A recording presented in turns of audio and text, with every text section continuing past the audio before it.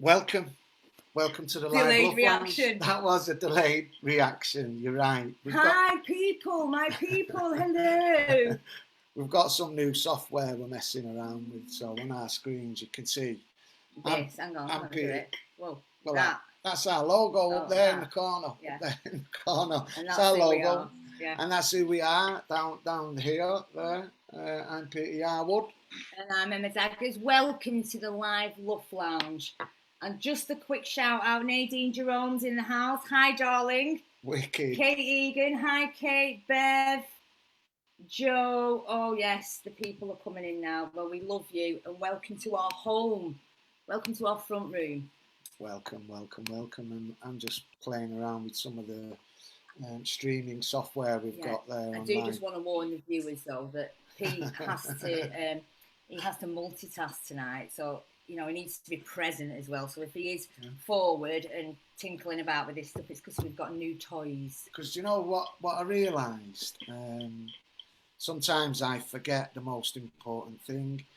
It was me who was saying I can't multitask. It wasn't anyone else. It was me. And tonight I'm just taking the tea off can and telling myself that I can. So like and share. And as you'll see on the bottom of the screen, you'll be able to take part in a survey. And that survey, as always, is about having a voice that influences the design of systems. But you'll also be able to win a prize, £20 voucher. Last week it was £40 because it rolled over. And Glenn's going to tell us who won last week and how that went. So as ever, likey, sharey, and winny. That don't sound right, does it? It's all right. Winny. It's all right. Win. It's just all right. Win. I just want to, looking at all these beautiful faces in the lounge tonight, I just want to do a quick round robin. Hi, beautiful people. We've got an eclectic mix in the room tonight. So let's just do a quick fire round. Let's just go around the room and see who we've got in the house because we've got a packed agenda. Okay. And there's a few key messages we want to get out there. Choose a beautiful face. Oh, it's got to be Mark. Mark from Portsmouth. Come on. Me. Adam, where are you from, love? Hi, so I'm Mark Hawthornthwaite. I'm from Pushing Change. I'm a support worker at Pushing Change down in Portsmouth. Portsmouth in the house. Whoop, whoop.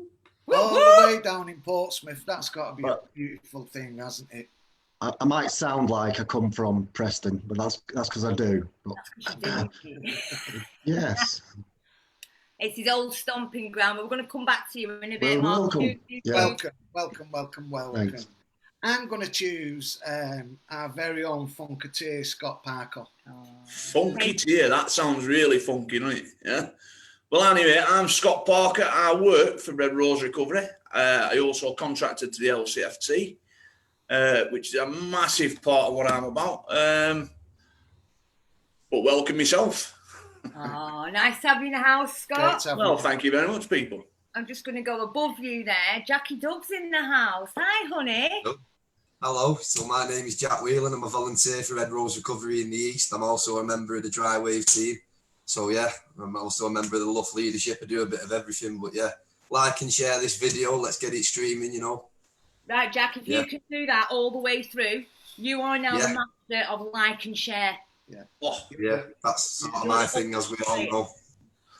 And also, do you want to introduce your colleague down there? I'll introduce you to my man Ben over here. No, you want to. He's my manager. He gets us all the gigs. He's in charge of Dry Wave. The man himself, the beautiful Mr. Ben SOS Riley. We've been waiting for you, Ben. Welcome. And you're on mute, honey. You're on mute, lads. If you want to click that button for me. Come on, man. You know, let's start this off with a bang. Hello to everybody watching. Remember to like, love, share, comment. My name's Ben SOS. Catch me on Facebook. Dry Wave events. You all know the jazz. Can't wait to tell you a little bit more about it. Thank you. Go on, Ben. Brilliant, Ben. Brilliant. Just do it differently because we've just messed the thing up now. Okay. Okay, and we've got the not so sinister minister backed by popular demand, Mick. Hello there. So I'm Pastor Mick Fleming. I'm from Church on the Street Ministries. And that's me. I'll have the word of the week today. And I've just been having a right quick look through my Bible. I'm not sure what it's going to be, but it'll come into my head. We'll be ready. We'll be ready to go when we're ready. So. We'll be ready. Nice. Be ready. We'll look forward to that.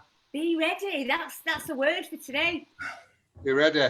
Be ready. Just search your mind for some scripture now to just wrap around that, mate. Come to me. I've got it. I've got it. We're on it. We're on it. We're on it. Got it. We're on it. Okay, and the beautiful Lenneth. Hi guys and girls. So yeah, I'm Glenn. I work for Red Rose Recovery.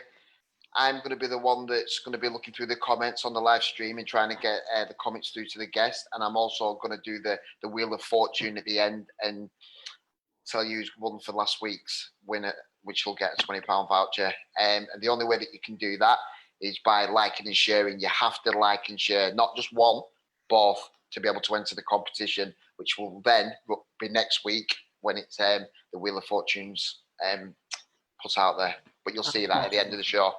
The what? What's it called? The Wheel of Fortune. The Wheel of Fortune. The Wheel of Fortune. The Wheel of Fortune. That sounds like a very own spin-off from the LUF Lounge, the Wheel of Fortune, where we have a whole raft of various prizes donated by our service providers. And at the end, you know, you win a car or a holiday. Just want to say, you've got lots of love coming in, Ben and Jackson Man, David Lamb, Alex Campbell, a lot of guys saying hi to you. Hi, Dale. Yeah. Do you know what, Glenn? I better just stop with my phone, and I'm like, no, it's good. Shout them out, because Alex Campbell saying hi. Yeah. Big love to the Dry Wave crew. Big love to the Dry Wave crew there. David Lamb. When I say dry, you say wave. Dry. Wave. Oh, come on, you meant to say wave. Yeah, that's it. Come on, we'll have you. And that's good, isn't it? I think, you know, we always say, don't we, when you bring in your energy, bring your crew with you, and share it that way. So we have got. I just want to put it out there now before we start rolling with the agenda, and I forget. If we've got anyone from Bolton in the house or watching, can someone please tell me who the provider is in Bolton? I don't know who it is. Well, I think I've got a strong suspicion it'll be GMMH. They'll have some input there, but well, that's a guess, isn't it? Is that a guess? Yeah, because they change all the time, don't they? So, guys, if you're out there and you know who the provider is in Bolton, please let me know. I've got a couple of ladies over there struggling.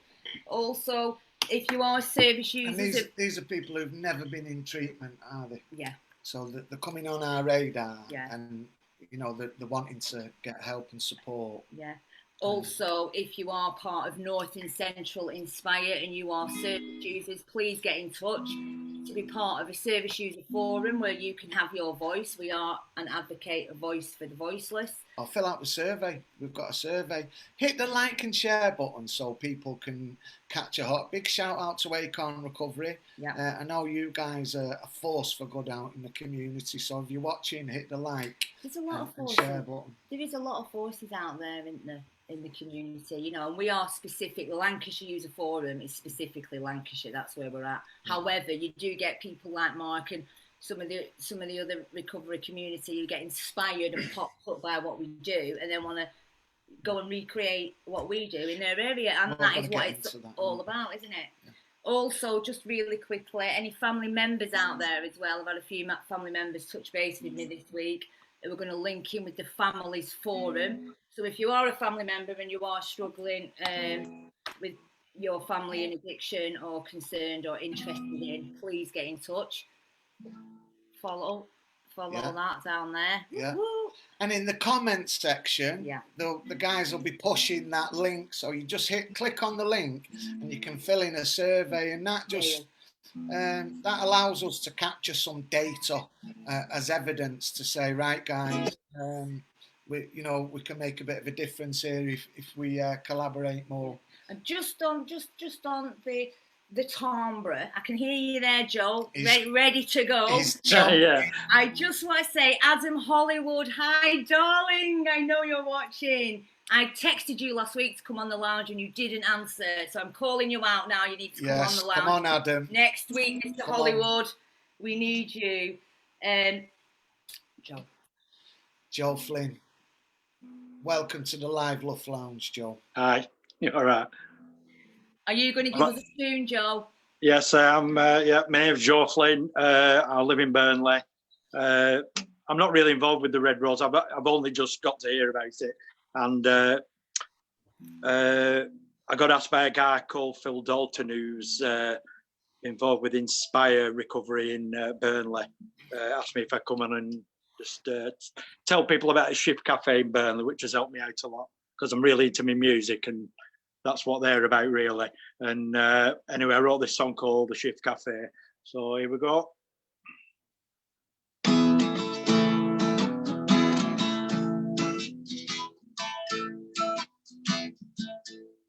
I'm writing a song before I catch the train down to the Shift Cafe. Racking my brains, I got a couple of chords. I don't know the words, but the clock is ticking. Gotta get my head thinking.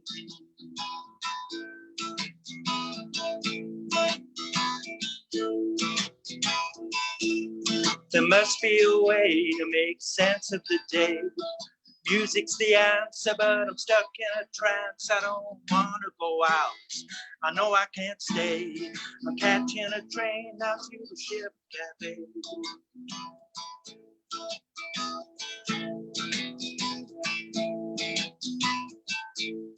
I'm sitting on the train, problem to say. Looking about, there's no one helping me out. They're sleeping, texting, man, they're reading or reading. I'm out on the platform now, I just keep believing.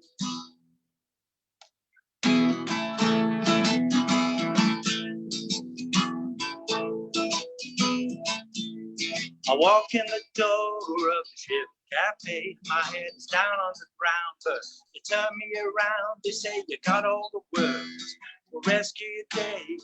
Here's a few chords, now make it swing the right way, yeah.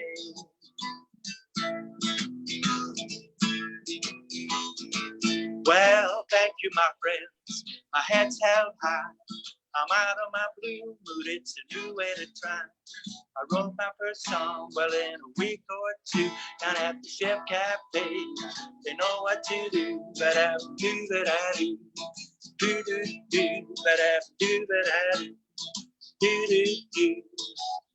Gonna write that song.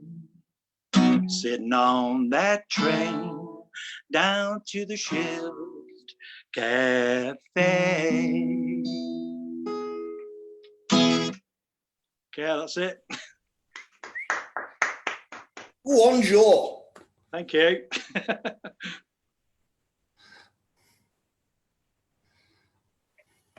Nice one, mate. Brilliant.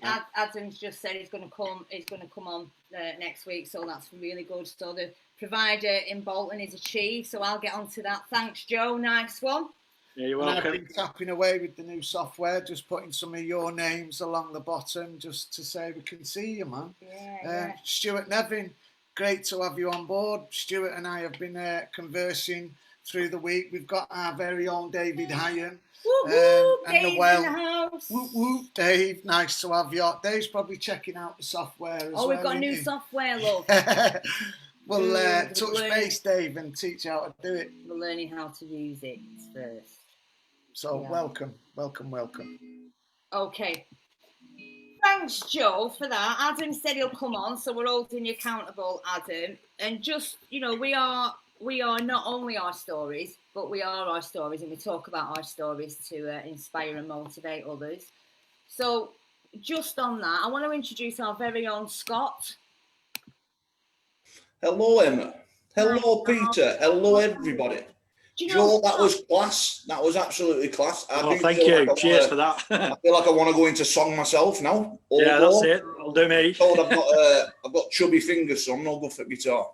Well, Joe's in Burnley, so we can pop over and see Joe. Because you know Burnley well, don't you, Scott? I very much do so, yeah. Lived a long time in Colne. And I absolutely am loving you rocking the grey, like myself. Do you know what? And I've always said this. I was born in the right era. I know that dad bods are in. I'm buzzing with that. And I know that they actually pay for grey hair today. Get on that. I know. Get on that. Brave, aren't we? And we're rocking it. I think in recovery, we could say I am rocking it. The dad bod's coming on. I love that. Do you know what, Scott? Scott did get challenged to do the 25 press-ups, and he did them every single day for 25 days. And I know I've missed a few days. I am my bad. Accountable. Yes, I know. I keep talking about accountability. I've not done them. But what's the running theme this week? Is it commitment? But Scott, you did yours, and you did them every day. Yeah. And you did 25. So how are you feeling after that? I'd like to say pumped, but relieved at the same time. No, do you know what? You know, after I'd done them, and I actually looked back on all my posts on my page, and I realised it just looks like a press-up-a-thon all the way through my page because of all the people that had tagged, all the people that had joined in. And I thought it was just a really good way to get people connected as well. The actual unity that's come off back end of all that, you know, the different styles and the different places where people were doing them. And, you know, I had to do some in town because I weren't being big, you know, so I got down, did a few in town and what have you. And because, you know, I realised I'm not that important at the end of the day, you know, and what we're doing is more important than, you know, how we look and how it comes across. I love how you tagged people in the press-up challenge, and they jumped on it straight away. They jumped on it. And I know Carl Maul and the guys over at Alicia House make that part of the daily routine. So close to my heart. Close to my heart. Yes. And you're close to my heart, Scott. So I'm not going to listen. It's your floor. It's your story. Tell us a little bit about yourself, Scott. So, thank you for inviting me anyway. It's... I don't know if I've been avoiding the situation, but, you know, if anybody knows me, I've never really struggled to talk. But I am human. I do get nervous just the same as everybody else, although it might not shine through. Although, if you want to hear a bit about my background and, you know, the kind of places where I come from and, you know, the kind of, you know, places where it took me, then... addiction, you know, it comes in 1,001 different varieties. You know, it was just unfortunate that mine were drugs, it was alcohol, it was anything and all the above. It was anything I could get hold of. And I had a very dysfunctional, and I say this pretty liberal, you know, I had a dysfunctional childhood and what have you, and it wasn't the best. You know, we brought up in, I was going to say the 70s, but I'm going to go with the 80s because I was only 3 years in the 70s. We were brought up in the 80s, and for me, I think my first addiction was sugar butties. And I've got to say, sugar butties. Now, there were consequences behind eating sugar, but I still love sugar butties. But, you know, from there, I was pretty much of an attention-seeking child because I didn't feel like I had that much attention and everything else. So I ended up going out and just be, you know, just attracted to all the kind of chaos that was out there at the time, you know, which was glue, it with gas and everything else. And it starts running from there. You know, dysfunctional at school. I was bullied at school. I mean, the size of me, you wouldn't think of it, but I was bullied because I just didn't know how to form relationships. I didn't know how to form friendships. I was that chameleon, but didn't know any different then anyway. I was the outsider type of thing. And it's not a victim speech, it just is what it is. I ended up getting expelled from a couple of junior schools, ended up in kids' homes, ended up in hospitals, you know, all that, despite all that, you know, I was brought up with like a certain moral compass, but just couldn't perform it. I just didn't have any idea on how to perform it because, like I said, relationships, and I just didn't know how to formulate them. Just didn't know how to formulate them. Things got wild towards teenage years, and I suppose I'm being liberal with my story here, really. And I'm just going to say it how it is. You know, in the last year of school, my behaviours were that off scale. I was just totally unmanageable. There were certain things that had gone on in my life. And I ended up getting stabbed in last year at school, all through, you know, drinking and being with wrong crowd and everything else. And, you know, prior to say that I was bullied all the way through school. But as soon as I come back to school after I've been stabbed, it was up Pendle Hill on Halloween. I'm sure Joel, exactly that. I'm sure Joel know exactly where this is.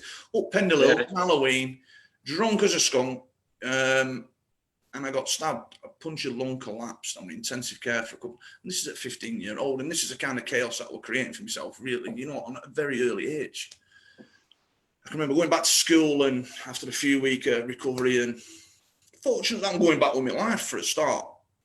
But you know, I think the only relevant thing for me is that I could see people in fear of me then, standing back. Like, now I was the one that was stabbed. I didn't stab somebody else. I was the one that was stabbed. Although I could see the fear on other people's faces. And I think that's when my life started turning round, because I jumped on that.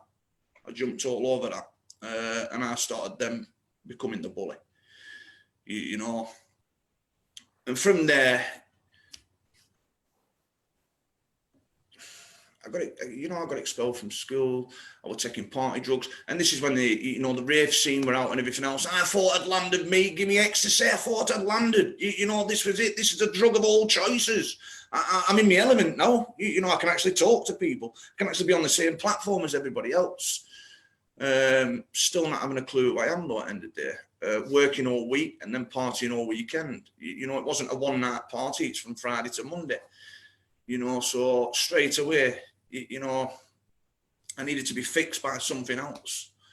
I can remember I got into a relationship early on, at 18-year-old, and, you know, no one had ever told me what heroin was. You know, back when I were younger, it wasn't pointed out that that was a kind of path. If you took that certain specific drug, you was going to land like this certain specific individual, because it wasn't all that rife back then. It wasn't, you know, it was pretty new. And I landed with a partner, been with her 6 months, I was working, and I realised that she was taking a certain drug, and, you know, I had no fear over drugs, because I always thought I had some kind of control, or some moderate kind of control over them. Either took the lot or there were none there, and I just waited until I could get some more. But this wasn't the same with heroin. I remember taking it for the first time, spewing up, not enjoying it, but coming back downstairs, and then I thought I'd found another drug. I thought I'd gone up on a level of drugs, you know, very quickly, very, very quickly, you know, jail sentences started to come into play then. One of my first jail sentences was a street robbery. And, you know, and this is the kind of person that, okay, all right, albeit unmanageable. I did work from being 15 to now 18-year-old, 19-year-old. And straight away, you know, work wasn't supplying the kind of money that I needed anymore. And,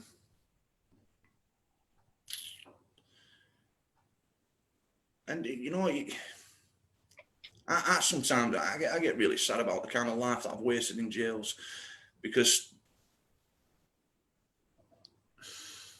the kind of path that it took me on was anything that got in my way then using, I wasn't interested in. Anything at all that got in my way.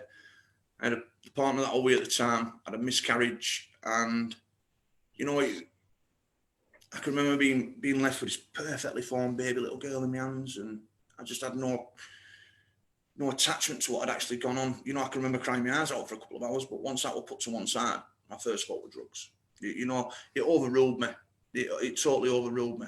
And for a lot of years, that played in and out. You know, my next sentence was was a post office robbery. So I didn't take things by arms. You know, if I went out and I ate it hard, and ate it full on, and I caused a lot of damage and a lot of harm to a lot of people that you know today I try to make amends with. And I can remember being in and out of the police stations a lot. But there is something relevant that I want to talk about, that even being in and out of the police stations, I remember a carrot worker trying to come into the cells, you know, trying to get you know, involved with some kind of recovery, and I'll mention his name. His name was Daryl. 17, 18 years ago now.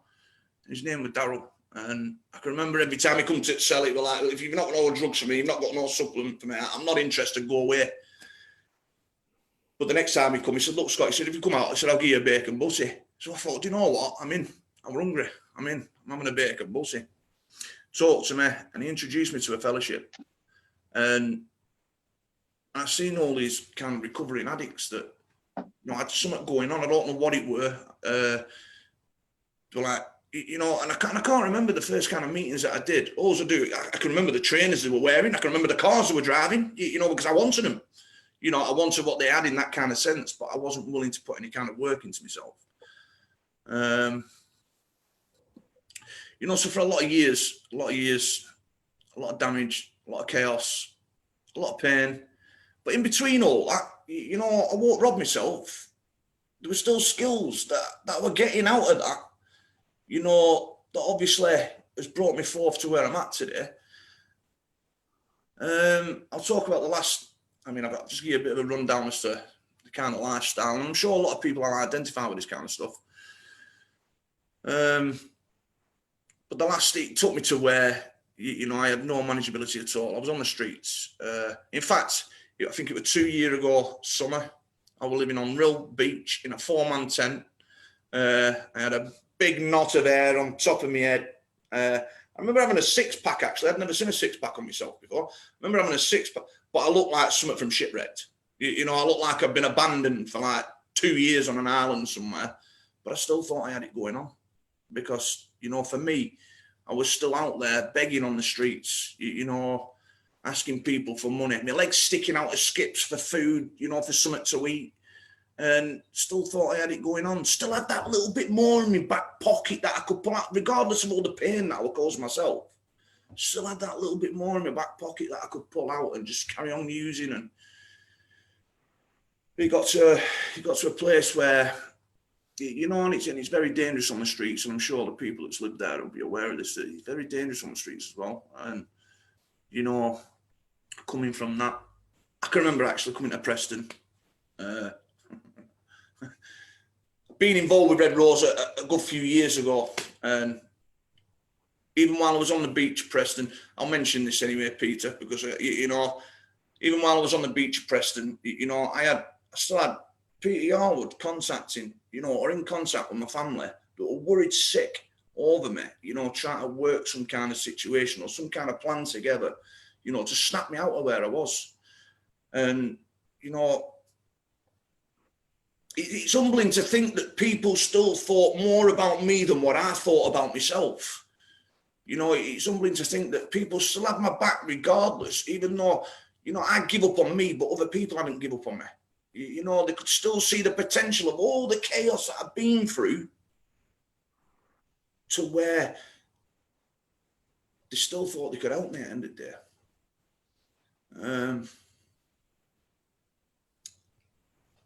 So after, walking back into Preston, no one recognised me. No one recognised the stick thing person that I was, teeth missing.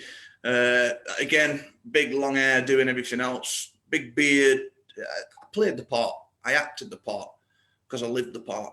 And I ended up living on top of the car park steps. I can remember sitting on top of the car park one day, ready for throwing myself off because I totally had enough. I couldn't bear the thought of living anymore. I couldn't bear the thought of, another day on this planet. I had nothing that I valued or that I thought I had going on for me.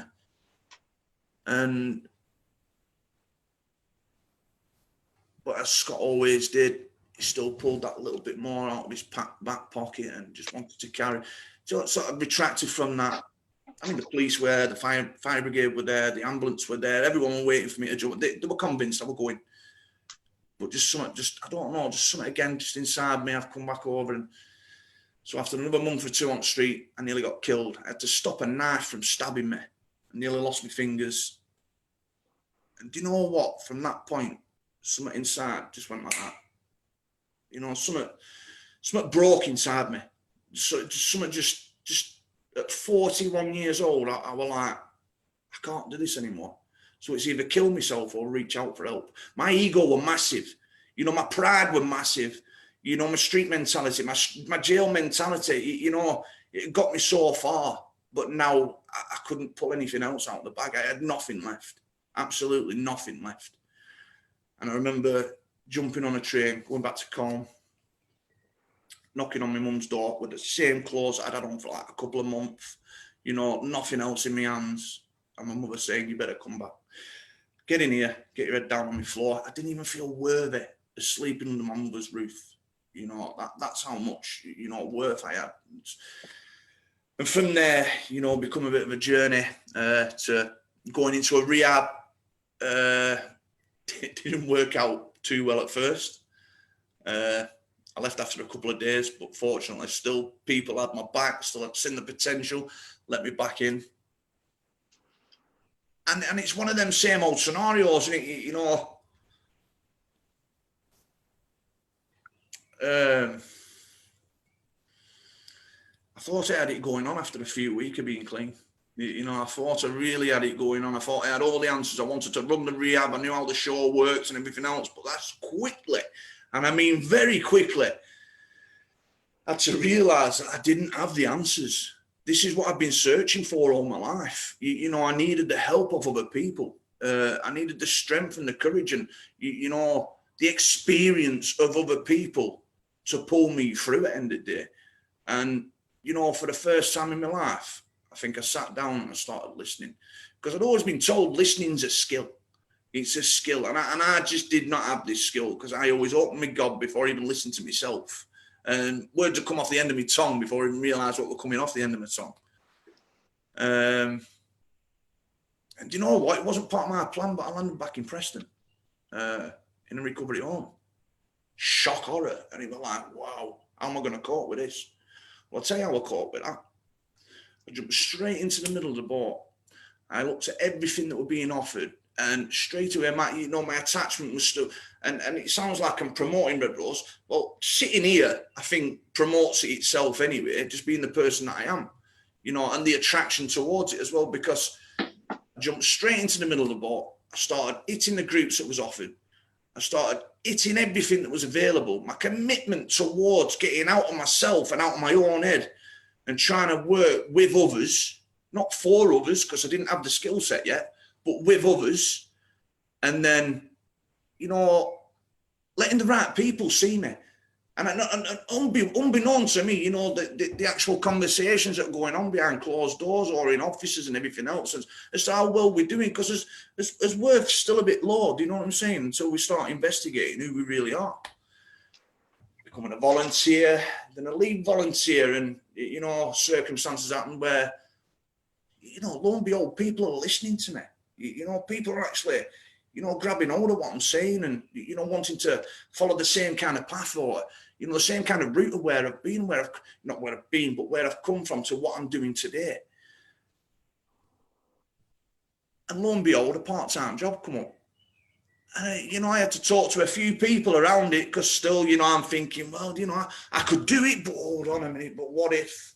It's always that what if, you know, fear being fear itself. And this is what I quickly realised as well, that when I get nervous, I can transfer that into excitement, because I'm doing new things today.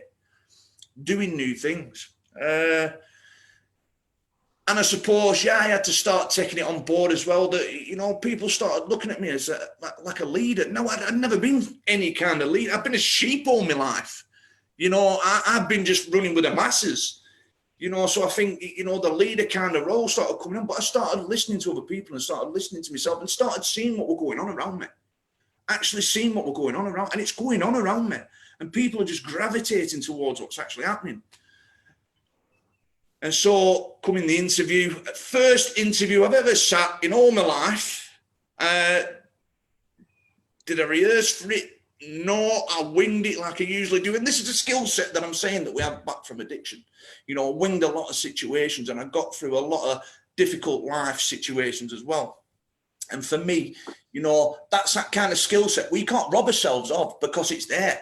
You know, it's visible. And, you know, again, that experience of where we've been and where we're going, you know, I got the job. I got the job. But not only that, I got the job with a little partner that from day one, I seen an intelligent lad, and I thought, I'm having some of you. And straight away, I put him under my wing. And lo and behold, he helps me just as much today as what I could ever help him, because he's such a bright lad. And I don't mind saying his name as well. It's Oscar, because I seen a real talent there. And And I suppose this is what it is when we can see it in others as well, because it was transferred to me. You know, look, Scott, you've got this, believe in this, work on this, and let us help you. You know, and for me, that just passes down. But from there, I didn't actually get to start the job. Get on that. I didn't get to start the job. Another job come up. They needed someone with experience. Now, this is why I mentioned Daryl right back at the beginning. Now, you think about this. 17 years later, you talk about God having a plan, Mick. 17 years later, I've been offered a job to work in custody with people that are being arrested, that's got addiction problems, homelessness, and mental health problems, to work with them in the community, to guide them towards, you know, the relevant services and everything else. Wow, I tingle me just thinking about it today, because, you know, from that moment to this moment, and the reality of who we actually are, every one of us on this platform, every one of us that are watching, you know, I can only transfer the fact that, you know, we're valuable. We are valuable assets to what we're about. And I think, you know, and I'm the kind of person that sometimes, and forgive me when I say this, landing shit, coming up smelling the roses. So we've had the lockdown going on. I had a part-time job. The lockdown's lifted. I've got a full-time job. Now, I don't know how that happens, although the hours were going. I've recently just moved into, you know, a property as to what I pay responsibly for today. I mean, to ring the door up and go, I don't need your help anymore. Do you know how much I've fleeced them all these years? As soon as I put the phone down, it was like, I've made a mistake. Oh, that were it. Then I started going into fear. But do you know what? With the help of all the people that I've had around me, the kind of foundation that I've built, and the kind of relationships that I've got today, I know how to have relationships today. I can look at a friend and go, do you know what? I love you. I love you and value you for who you are. And I get the same kind of response today. And I don't mind being humble enough today. Now, I'm a big character. I've usually got a lot to say. But it's valuable. It's valuable. You know, people listen, and that's a difference today. Do you know what I mean? That is a difference. You know, and I feel honoured to be where I'm at. And I still deal with people in the street, inside of work, outside of work, regardless of where I'm at. You know, I've got a big heart. I've got loads of compassion. And there's a lot of people that are still reaching out. Even today, I've had phone calls, people reaching out, you know. And for me, it blows me away, because it's like, again, you know, they're looking towards people that they've got that attractions to what they're doing today. You know, that have got that worth of what they're about and where they're going. So I'm not going to run on anymore. I think I've given you a little bit of an account of what I'm about, but if you want any more, I've got a 5-hour podcast later. Yeah. Yeah. But cheers anyway, people. Thank yeah. you, Scott. Thanks, bro. That was brilliant. I just want to say, Scott, Preston is lucky to have you. I'm so glad you stumbled into Preston. Wet through in a tent. The operative word. Stumbles, yeah. And I just want to say that if you have a main message, because you mentioned connection being really important for you there, and we're always promoting about So I've always said the same, you know, the opposite to addiction is connection. Yeah. Absolutely, it's massive. It's massive.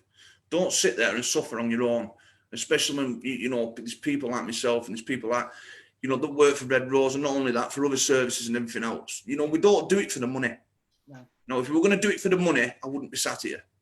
You know, I do it for the compassion and the drive that it gives, you know what I'm saying, the life experience at the end of the day.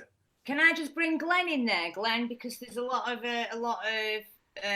activity on the thread there. Have you got some questions or shout outs? Yeah, I have actually.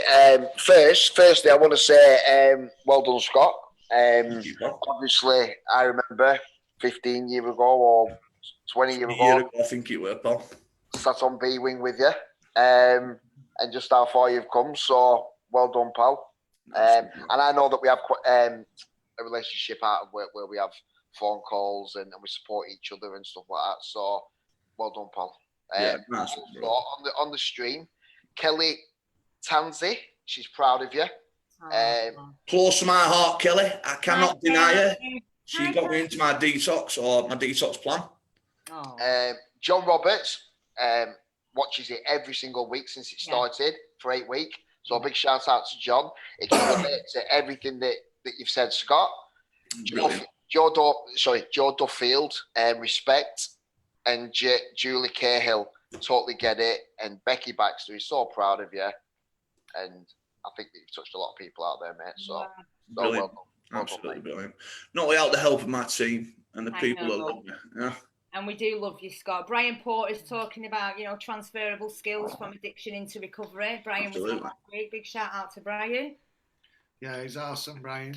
And I think, it just shows that when you change your mindset, I was just, as I was listening to your story, I was just thinking chime, connections, hope, identity, meaning and empowerment. It's all there in your story. Absolutely. And I know you've only scratched the surface, because a lot of what you do, you've not touched on.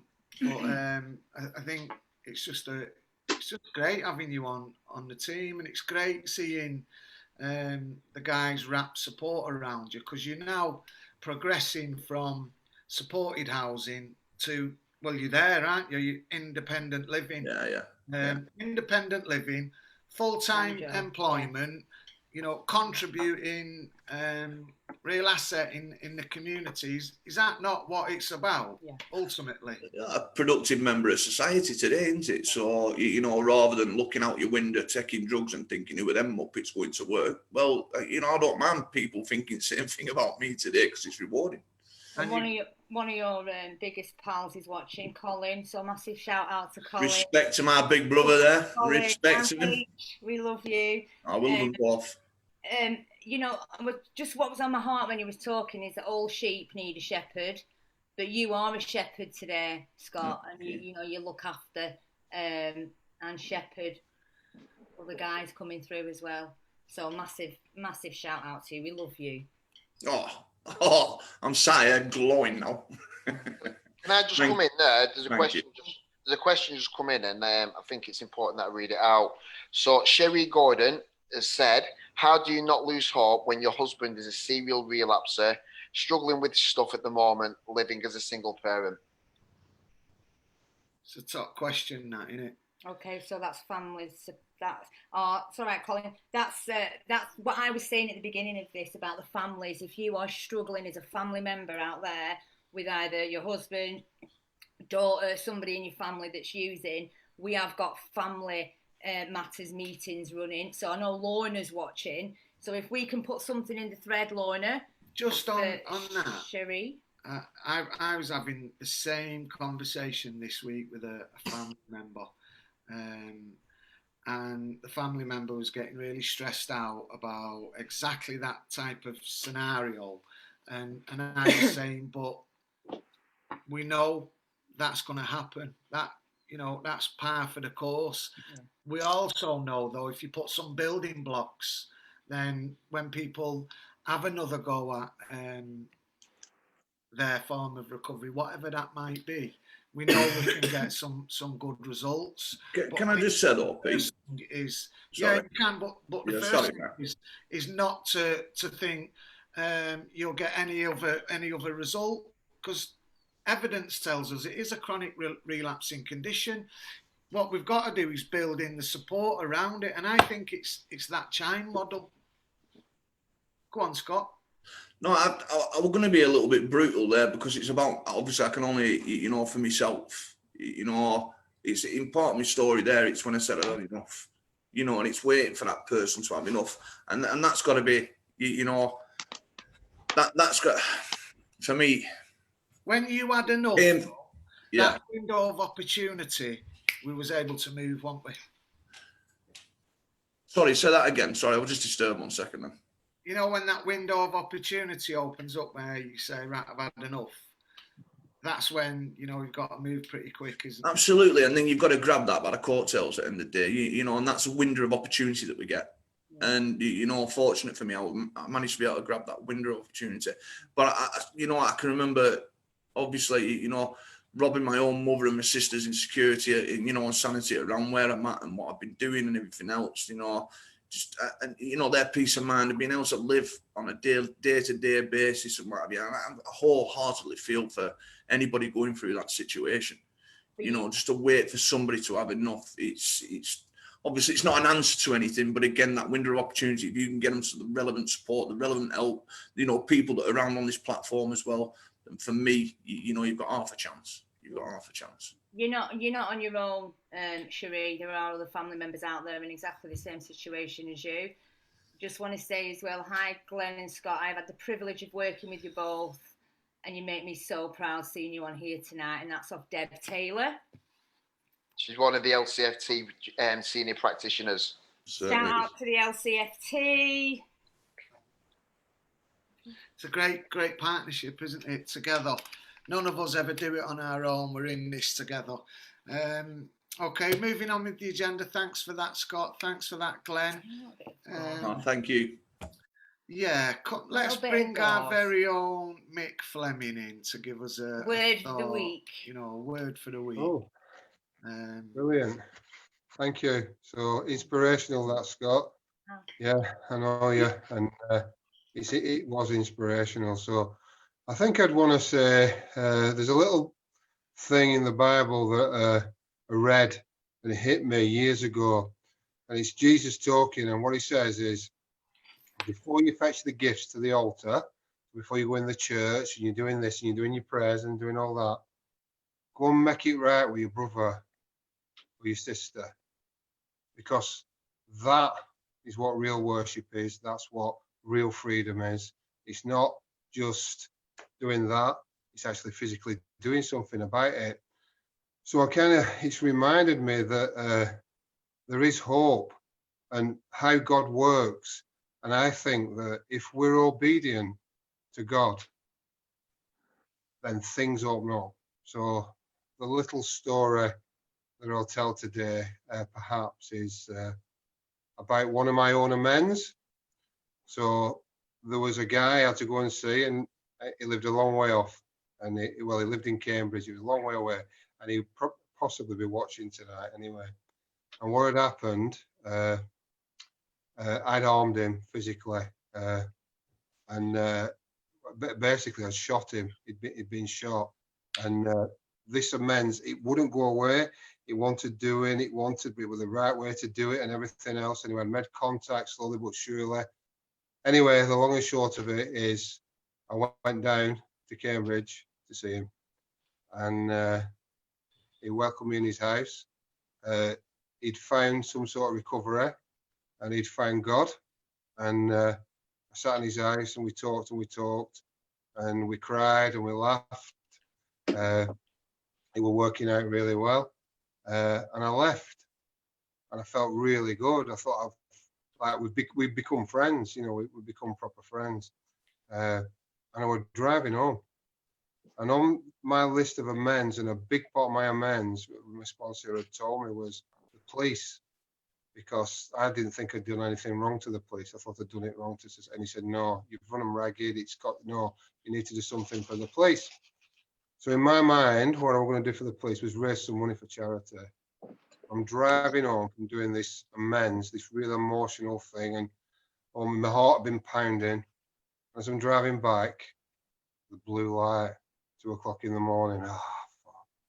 I didn't think loving thoughts. I just thought, here we go again. Because my experience of police had always been different, shall we say. Anyway, the police would stop me, and I'm going back quite a few years. And he comes into the car, gets me out of the car, sits in his car. Where have you been? What are you doing? And for the first time in my entire life, I told the truth to a policeman. And I said, I'm a recovering addict and I've been making amends. I believe in God and I've been to make amends. He went, what are you talking about? He said, right. So he sits down, takes his seatbelt, said, tell me again. So I told him. I said, I'm in recovery. I used to hurt people. You've done all these things. I said, I'm trying to make my life right. I said, and when I do that, I said, I feel really close to God. I said, I don't drink and don't take drugs because of it. I said, it makes me feel really good. It just went absolutely silent. and this atmosphere just came into the car. I looked, he started to cry. He started to cry. And he pulled from under the seat, and he had a little flask of brandy, and he was an alcoholic. And he told me that he'd learned how to cheat the breathalyzers. He'd only just come back to work because they thought he was bad with his nerves and everything, but he wasn't. He was an alcoholic. What happened was that I made a phone call. I was able to get him into recovery really quickly. Somebody came and they took him to a meeting later on that week. He got clean. He's still sober. He changed his job and he works for a charity. Now, if I do what I've always done and lie, nothing changes.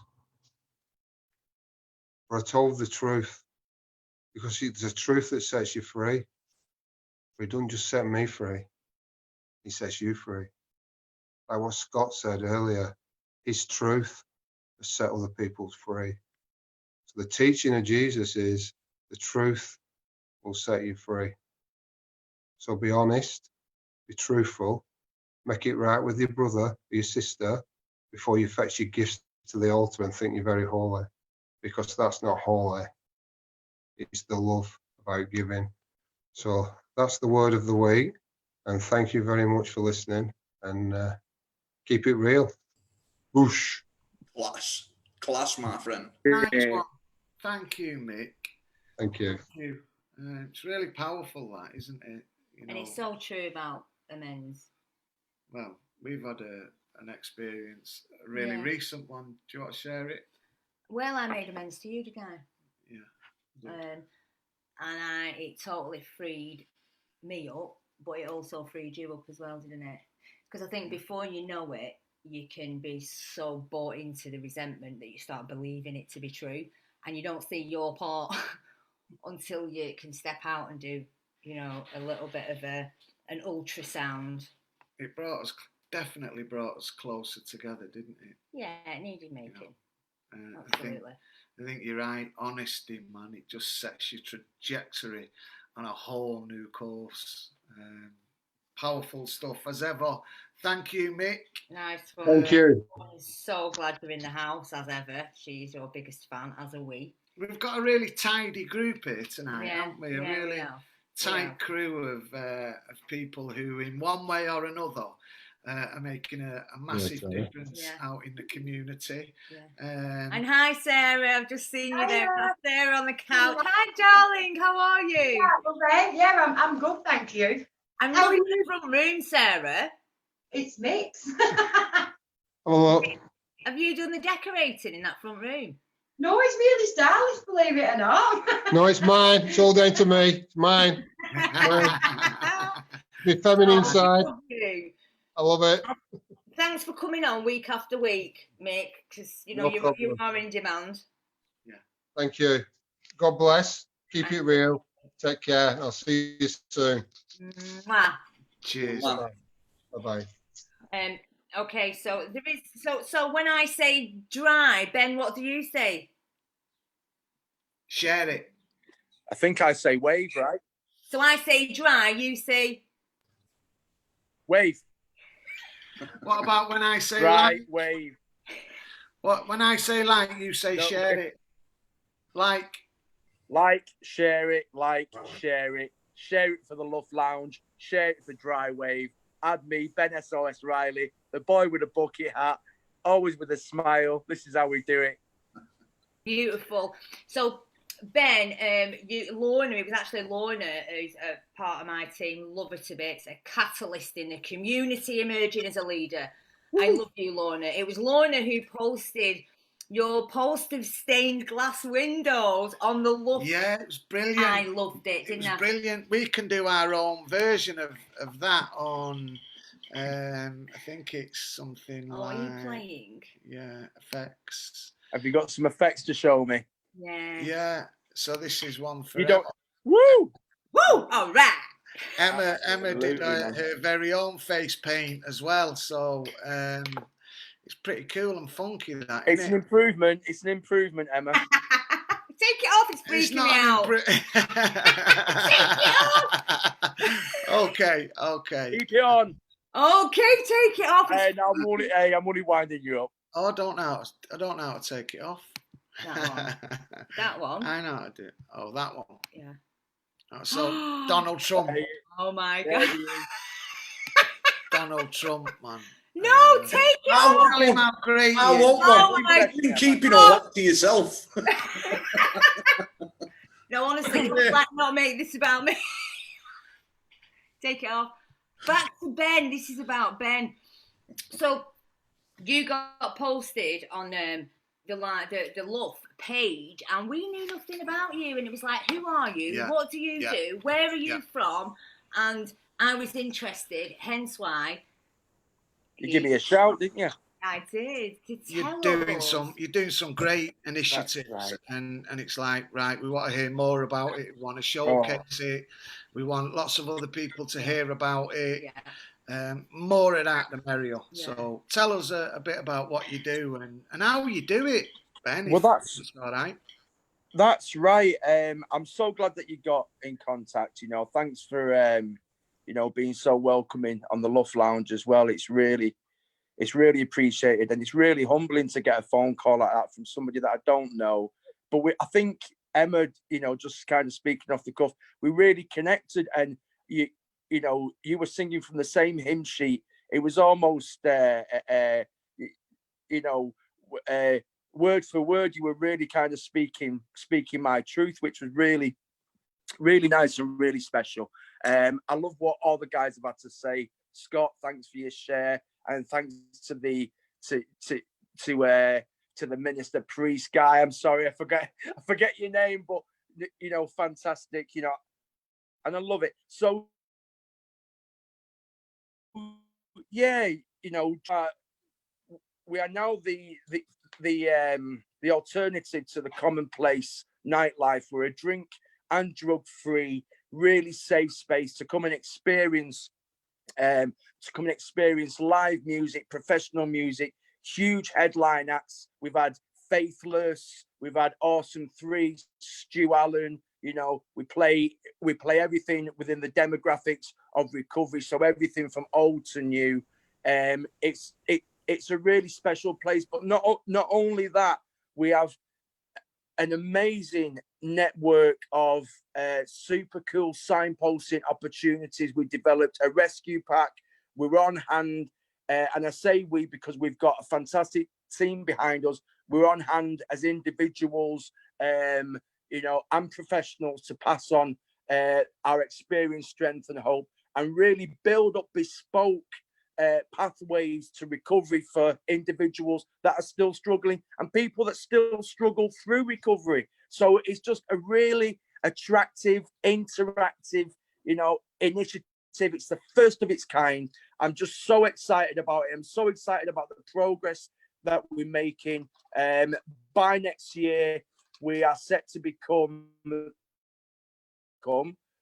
UK's biggest sober fest. Watch out for that, because that's going to be something phenomenal. I've got plans in place, the framework, the blueprint's there, it's ready to go. And I want to set recovery on fire. I want it, mainstream. I want people to know that recovery is possible, because I didn't get to know that, until the age of 27. And look, guys, can I carry on? Can I freestyle here? Because go. I've got a little bit to say.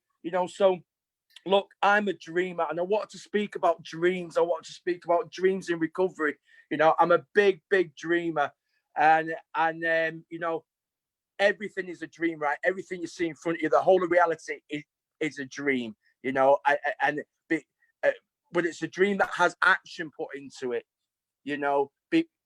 Before you make a cup of tea, that's a dream. Before you choose the color for your walls in your house, that's just a dream, until you just put action into it, right? So I started dreaming at an early age. I think I was 11 years old, and I was inspired by somebody else's dream, and that was The Prodigy. You all know about Keith Flint, about the battles that Keith went through and the suicide, so rest in peace, Keith Flint. But I listened to an album by The Prodigy called The Prodigy Experience when I was very young. I was about 11 years old, and I can always remember the rawness of this album. There was something different to it. It wasn't commercial music. It was homemade. It was DIY, and it was kind of almost spliced together, and it did something to me. It really, really inspired me, and that word inspiration, and I always say this when I talk about inspiration, it comes from the Latin word inspire, which means in spirit. It means to breathe in the spirit, and there's something to that as well, so I almost breathed in the spirit of Prodigy when I listened to this album, The Prodigy Experience. It was an experience, and you know what? It took me on a wild ride. That experience has really propelled me forward and took me on this fantastic ride of life, which, I'm going to explain now. So just listening to this sound really got me into the underground clubbing scene, that kind of raw underground music where, as a young person, I stumbled up on tape packs of underground raves, right? And on these tape packs, you could hear the crowd screaming. There'd be thousands of people with horns and whistles, all screaming along to this music that was mixed back to back. Each track was played through, and then another track was kind of linked onto that track and mixed in, and flawless mixing into these tracks. And I just fell in love with it, and I fell in love with the MCs and the rappers. And I used to sit there at 13 years old, and I would count the amount of syllables that were in each word and each rap, and then how they would fit that into the beat. And I was just mesmerized by it. I thought, how the hell do these guys, create this poetry, over this rhythm? And that's what rap stands for, right? It's rhythmically applied poetry. There you go. You learn something new every day. So that's great. Rhythmically applied poetry became my love. And I started to write all these lyrics and dream about lyrics and dream about becoming that MC, wanting to play in front of that crowd with the horns and the whistles and all the atmosphere, and I dreamt, but when it was 14, 15, when I got into drugs,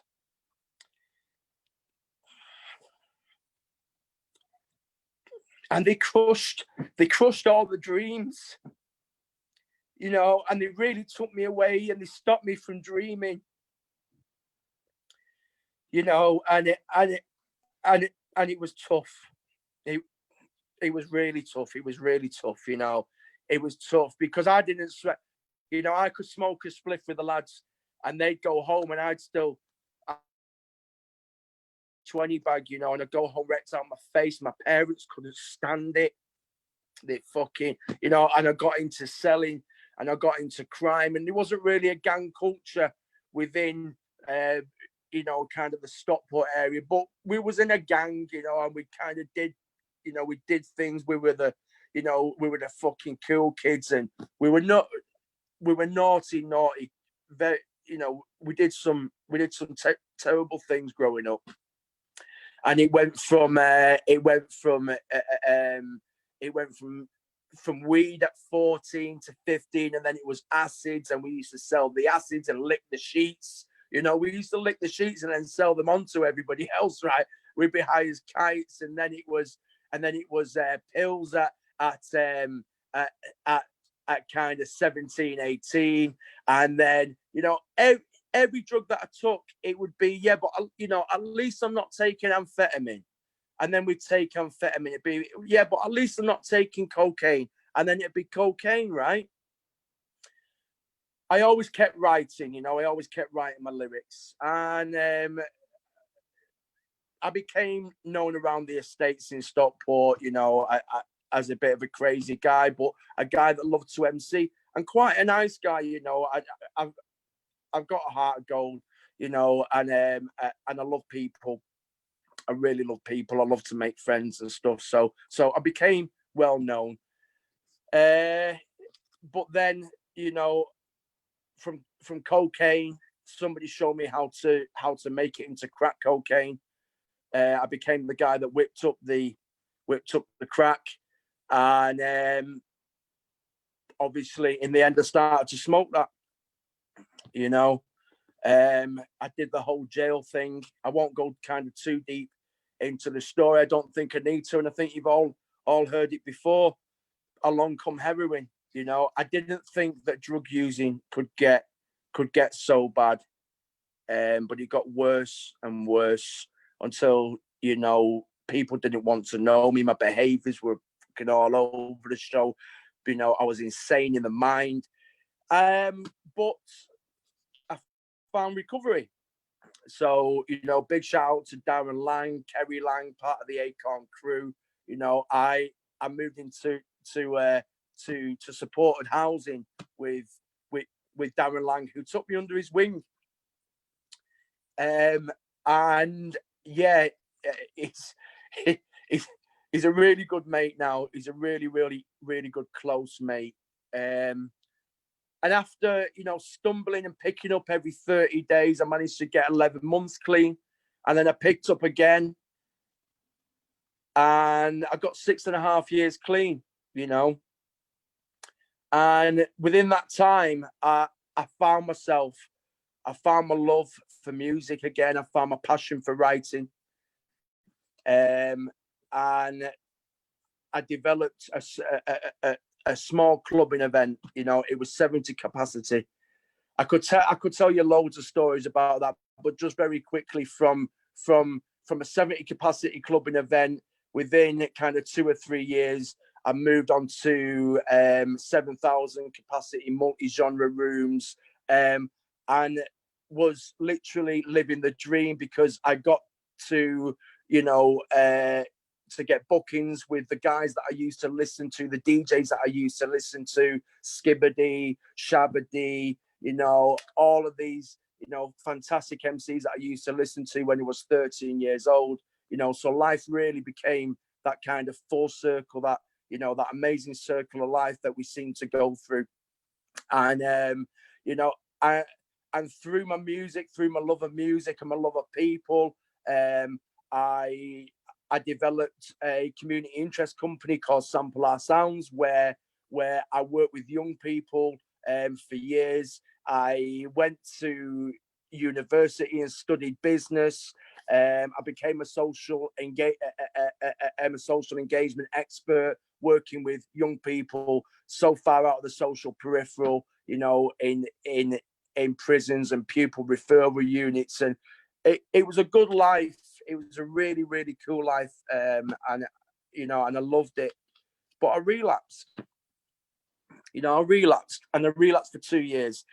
And like I said, I didn't think that using could get any worse, but it did. It did. And it was absolutely horrendous. You know, it was horrendous. And it lasted years, and I couldn't get out. I couldn't get out of it. I came back a year and a half ago, by the skin of my teeth, you know. And that's where Dry Wave came into play, because I thought, well, what can I do for others? What's my skill sets here? What have I learned during that 6.5 years? I've learned an awful lot, you know, and I must have done some good things within that 6.5 years, because I've got a lot of support. You know, I've got an awful lot of support, both within the recovery sector and within the music scene. You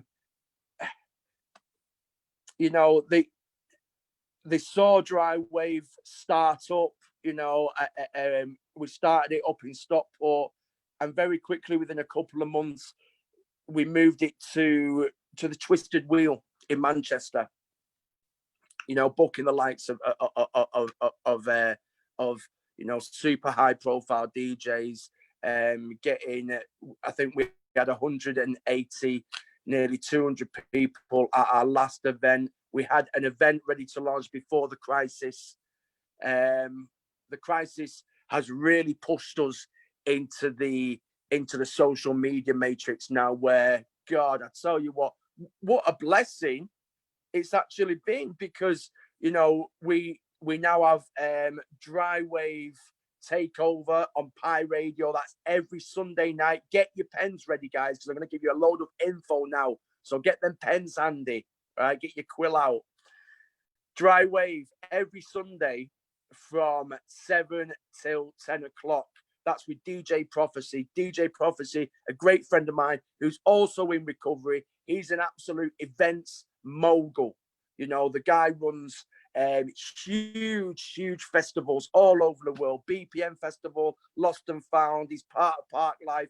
He runs North Base. The list goes on and on and on. Now, LUF Prophecy, when I was 2 years in recovery, rang me up. Ben, I can't stop taking drugs. What do? We get people into recovery. That's what we do. That's what we're about. So now he's 8 years clean. And it's just this kind of circle just keeps moving. What a momentum it has, because Dry Wave is going from strength to strength. So every Sunday, make sure you catch us. Come and catch us. You know, it's great. We're having a clean time countdown this Sunday. Add me, Ben SOS, on Facebook, okay? Or Dry Wave events for our fan page. And we'll give you all the info, all the links. We also have a Dry Wave talk show coming up. The first talk show that we're going to have will be The Life of Riley. You're going to find out a little bit more about me. I've also been writing a recovery album called 12 Steps Too Far. Do you like it? 12 Steps Too Far. So 12 Steps Too Far is really a look at me, a really in-depth look at me. It goes to the shadow side of myself. There's a lot of banter in it as well. There's a lot of fun in it. And there's some really, really deep stuff. What more can I say? Yeah, okay, listen. If anybody wants to be a Dry Wave representative, that's just guys on hand that have social media pages, Facebook, then message me, because we'd like to chat. We'd like people to represent Dry Wave from your page and become part of the Dry Wave movement. If anybody is tech savvy, knows about web development, promotion and branding, look, we're getting involved. We already have a lot of help with that, but we need more. We just need, the door is open. We also need guys that know about, you know, some access to different types of funding. We have all that rolling through, but any help with that. So, you know, funding finders, investors, your time, your money, your expertise, give us a shout. We're going to need a shitload of help when we process the UK Recovery Festival. There's going to be, you know, a huge team behind that. We're going to need your help, you know, and also any DJs and artists.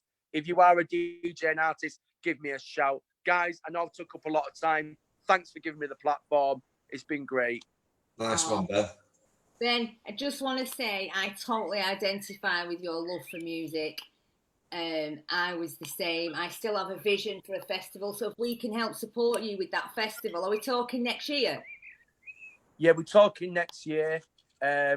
We've got loads of really cool people in place. So I want to give a shout out to Sean O'Neill, who is the stage designer for a lot of the huge festivals in the UK. We're talking Boomtown, you know, I can't think of the top of my head, but yeah. So he's got all the sound system, an 83K rig that can be split down, sound system, and so much knowledge around festivals, huge events. We're all cool with. Yeah, we want you involved with that.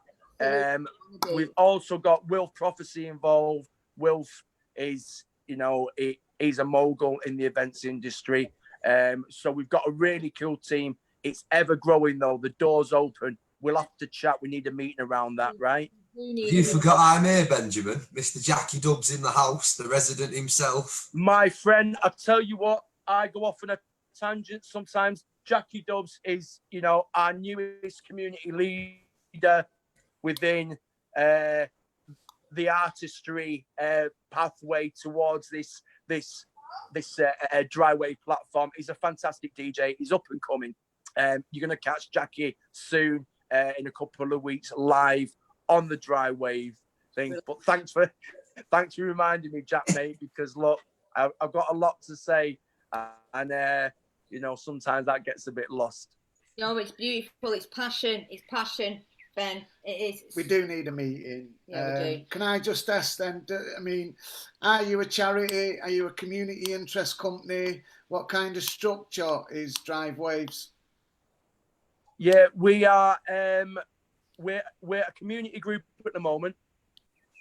Yeah, we are about to become a CIC through a really cool organisation. If there's anybody out there that needs help with forming organisations, get in touch with me and I'll put you through to MAC, which is in Manchester, and they help form business structure.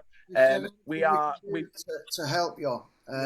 You know, if you want pointing in the direction of some funding, because a lot of people out there want to contribute. They want to see us do a lot more for ourselves. You know, that them days where people do things for us are gone. You know, now it's time that we rise up and do it for ourselves. And people want to support that. Absolutely. Sometimes they just don't know how. Yeah. Guys like us don't know where to go. Yeah, absolutely. So you've got the connection with me and Emma now. Emma loves the bones of you. I do. It's interesting, really, because talking about music, you introduced me to music, didn't you? Yes, absolutely. I just think it brings the world together and we should do more of it. Yeah, we absolutely should. It's a massive love of mine.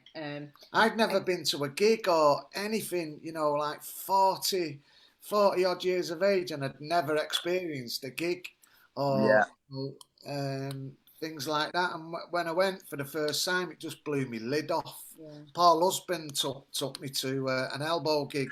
Shout out Paul Husband and Tony Husband. You know, them guys are up your neck of the woods. Yes. Who are good contacts. Absolutely. Yeah. Where are you based, Ben?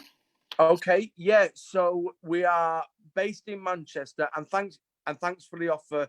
You know, of that kind of guidance and stuff, that help and support is super welcome. I want to let everybody into a little secret. We're going to be announcing it on Monday anyway, but Forever Manchester have just given us £3,000 to help us continue with the with the Corona crisis outreach, which is fantastic. So so we are structured to get funding, which is great. So yeah, that's something we can definitely speak about. Yeah, that's great. Don't forget, guys, to like and share. Let's get Ben out there. So his Dry Wave is every Saturday night, 7 till 10. Sunday. Did you say? You did say Sunday. I wrote Sunday, but I spoke out Saturday. Yeah. So the Dry Wave talk show will be once every other week from 9 till 11. And we'll probably get you guys down actually to come on that. Yeah, let's do that. Yeah, let's do yeah, 100%. And then every week is the Dry Wave live mix, the takeover from 7 till 10. So any volunteers out there that want to get involved with Joe, please stand up. Can I just jump in? I'm rehearsing a bit of MCing going on here. Yeah, are you ready for this? Go for it. RESPECT to the one and only. Thank you, Drive Wave. Jeez. Jackie Dubs can do better than that. Jackie Dubs. Hold on a minute. It was a 2-second relay there.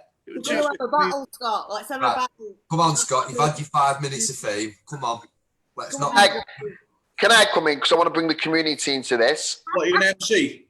No, I'm not an MC, but I'm all right. I'll let the community do that. So, I'm here. Can you hear me? Yeah. Right, okay. So, there's a couple of people from the community that want to say well done. You're down as iPhone. What's your name, mate? Ben, that's it. SOS. That's it. So Brian Porter said that you have proved that you're stronger than the things that tried to kill your dreams, and I absolutely love your passion, and I felt it through the screen. I know we're at a screen, but I absolutely loved it. So well done, mate. Also, there's a couple of shout outs. So there's Denise Holland Radcliffe. He said that she's so proud of his sister, Julie. We've got, I love this one as well. I just need to put this out there. Julie Cahill's put, we lose friends through addiction, but we make fantastic new ones. So I just wanted to put that out there. And we've got our own Nadine Jerome. Nadine in the house.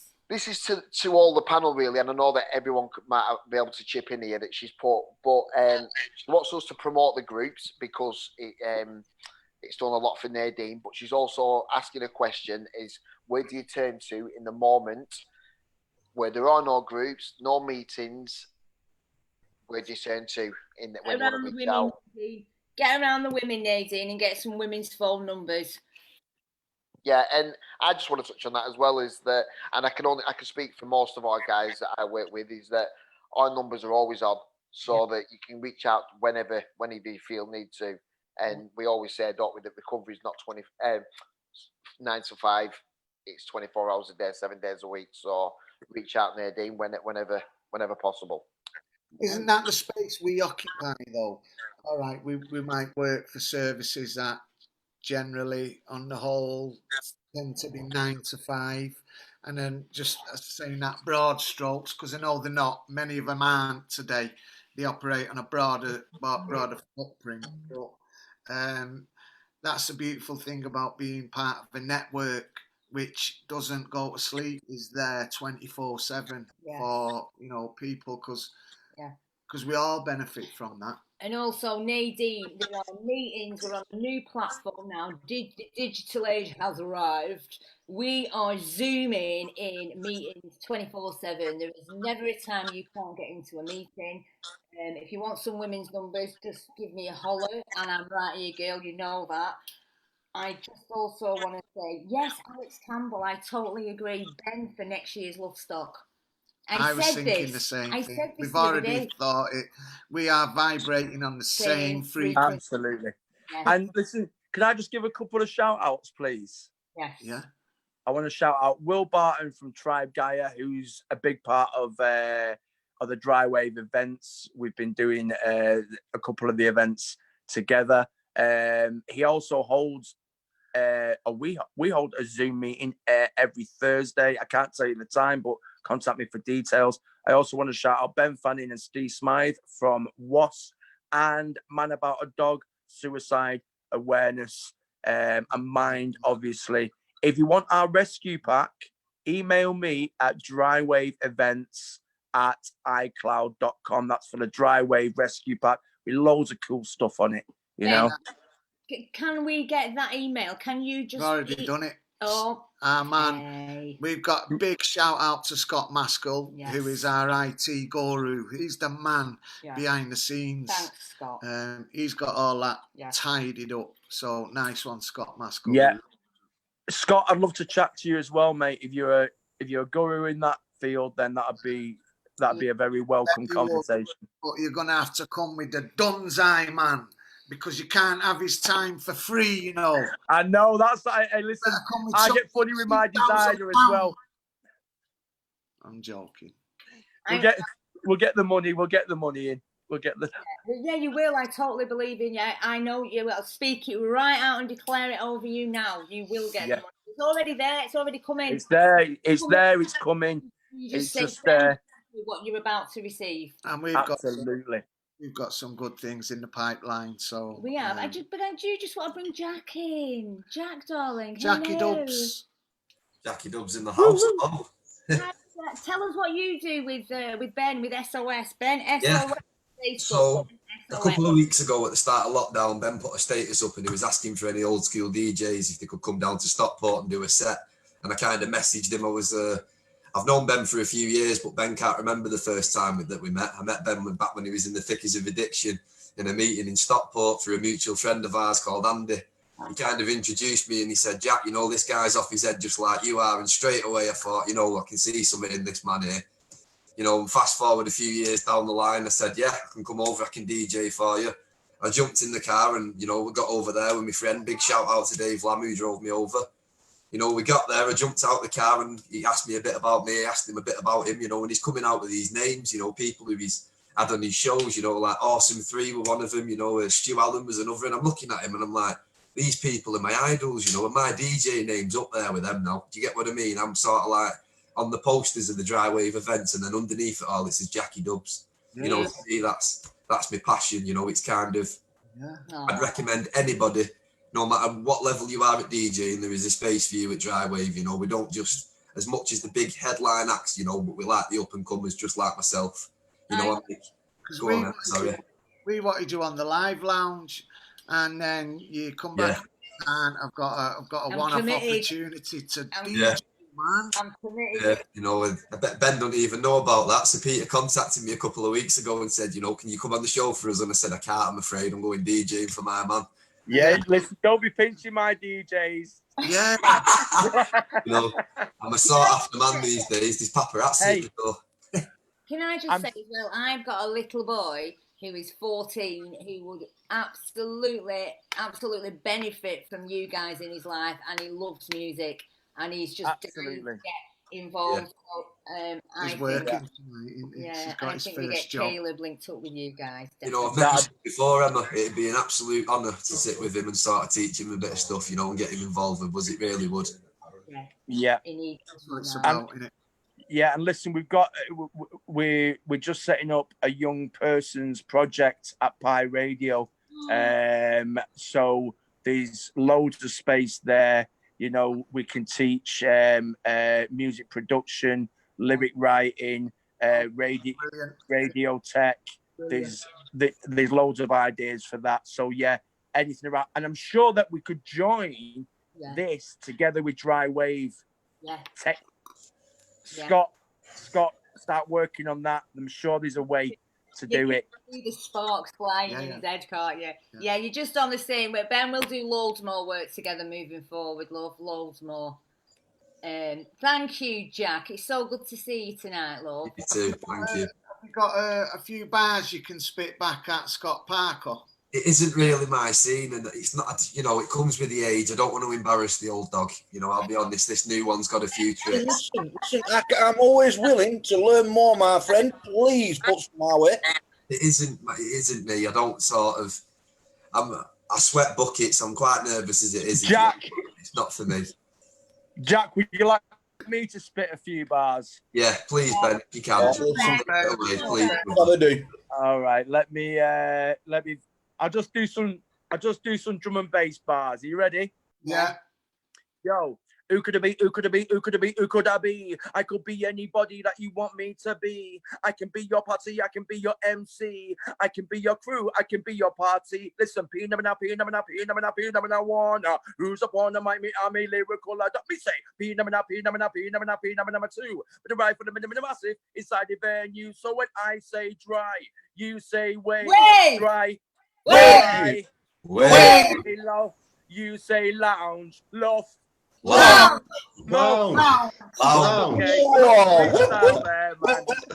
Big up, fire in the booth. Oh, fire in the booth. Oh, thank you, Ben. Thank you, Jack. Scott, you're down with it. Oh, yeah. Yeah, don't let the grey hair put you off. Yeah, I'm going to have to get off me, guys. I need to jump in the shower. I can't sit here any longer. Thank you very much for having me. Thank you, Jack, for stepping in, love. Nice to see you, Jack. See you well later. Done, Jack. You smashed you it, too, mate. Bren, brother. Love you, man. Speak to you soon. Ta-ra. Okay, brilliant. That's on with the agenda then. We've got our very own Mark from Preston. His stomping ground was Preston, wasn't it? But he's all the way down in Plymouth. Mark. No, he's not. He's in Portsmouth. Oh, I get the two mixed up. Plymouth. So I was in Bournemouth the other day. I'm in Portsmouth today. I was in Plymouth.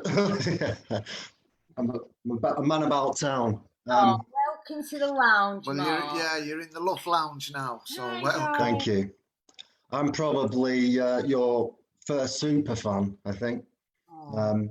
It's great to be back in Preston, even if only by Zoom. If I didn't know I was in Preston, I did when somebody mentioned sugar butties. I I can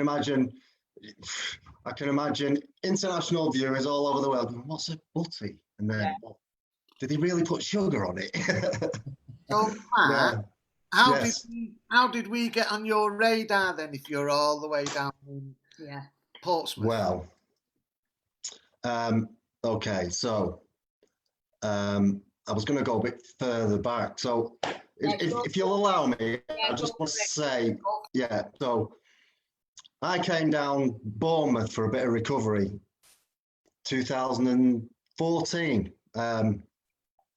And I forgot to leave myself at home, so I ended up in Winchester Prison. And the reason I want to mention that is because you're talking about the window of opportunity, and my window of opportunity was in there. And Phoenix Futures wrapped themselves around me in there. And I know there's a thing going on with the therapeutic communities and that, a review of them.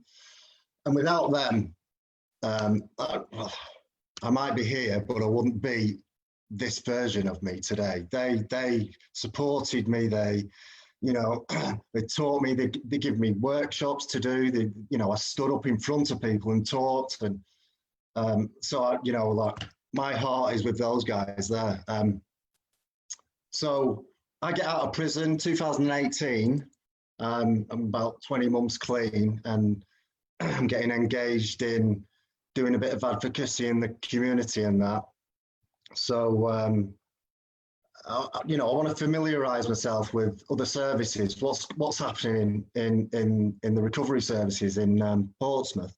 So I'm on Twitter, I'm finding out what's going on, and I find out what LEAP are doing and Collective Voice and Favour UK, and I see this name come up, Emma Daggers, and I think, I know that name, I know who that person is, but I check it out. Is it really her? And then it's like, is she clean? Is she really? Yeah.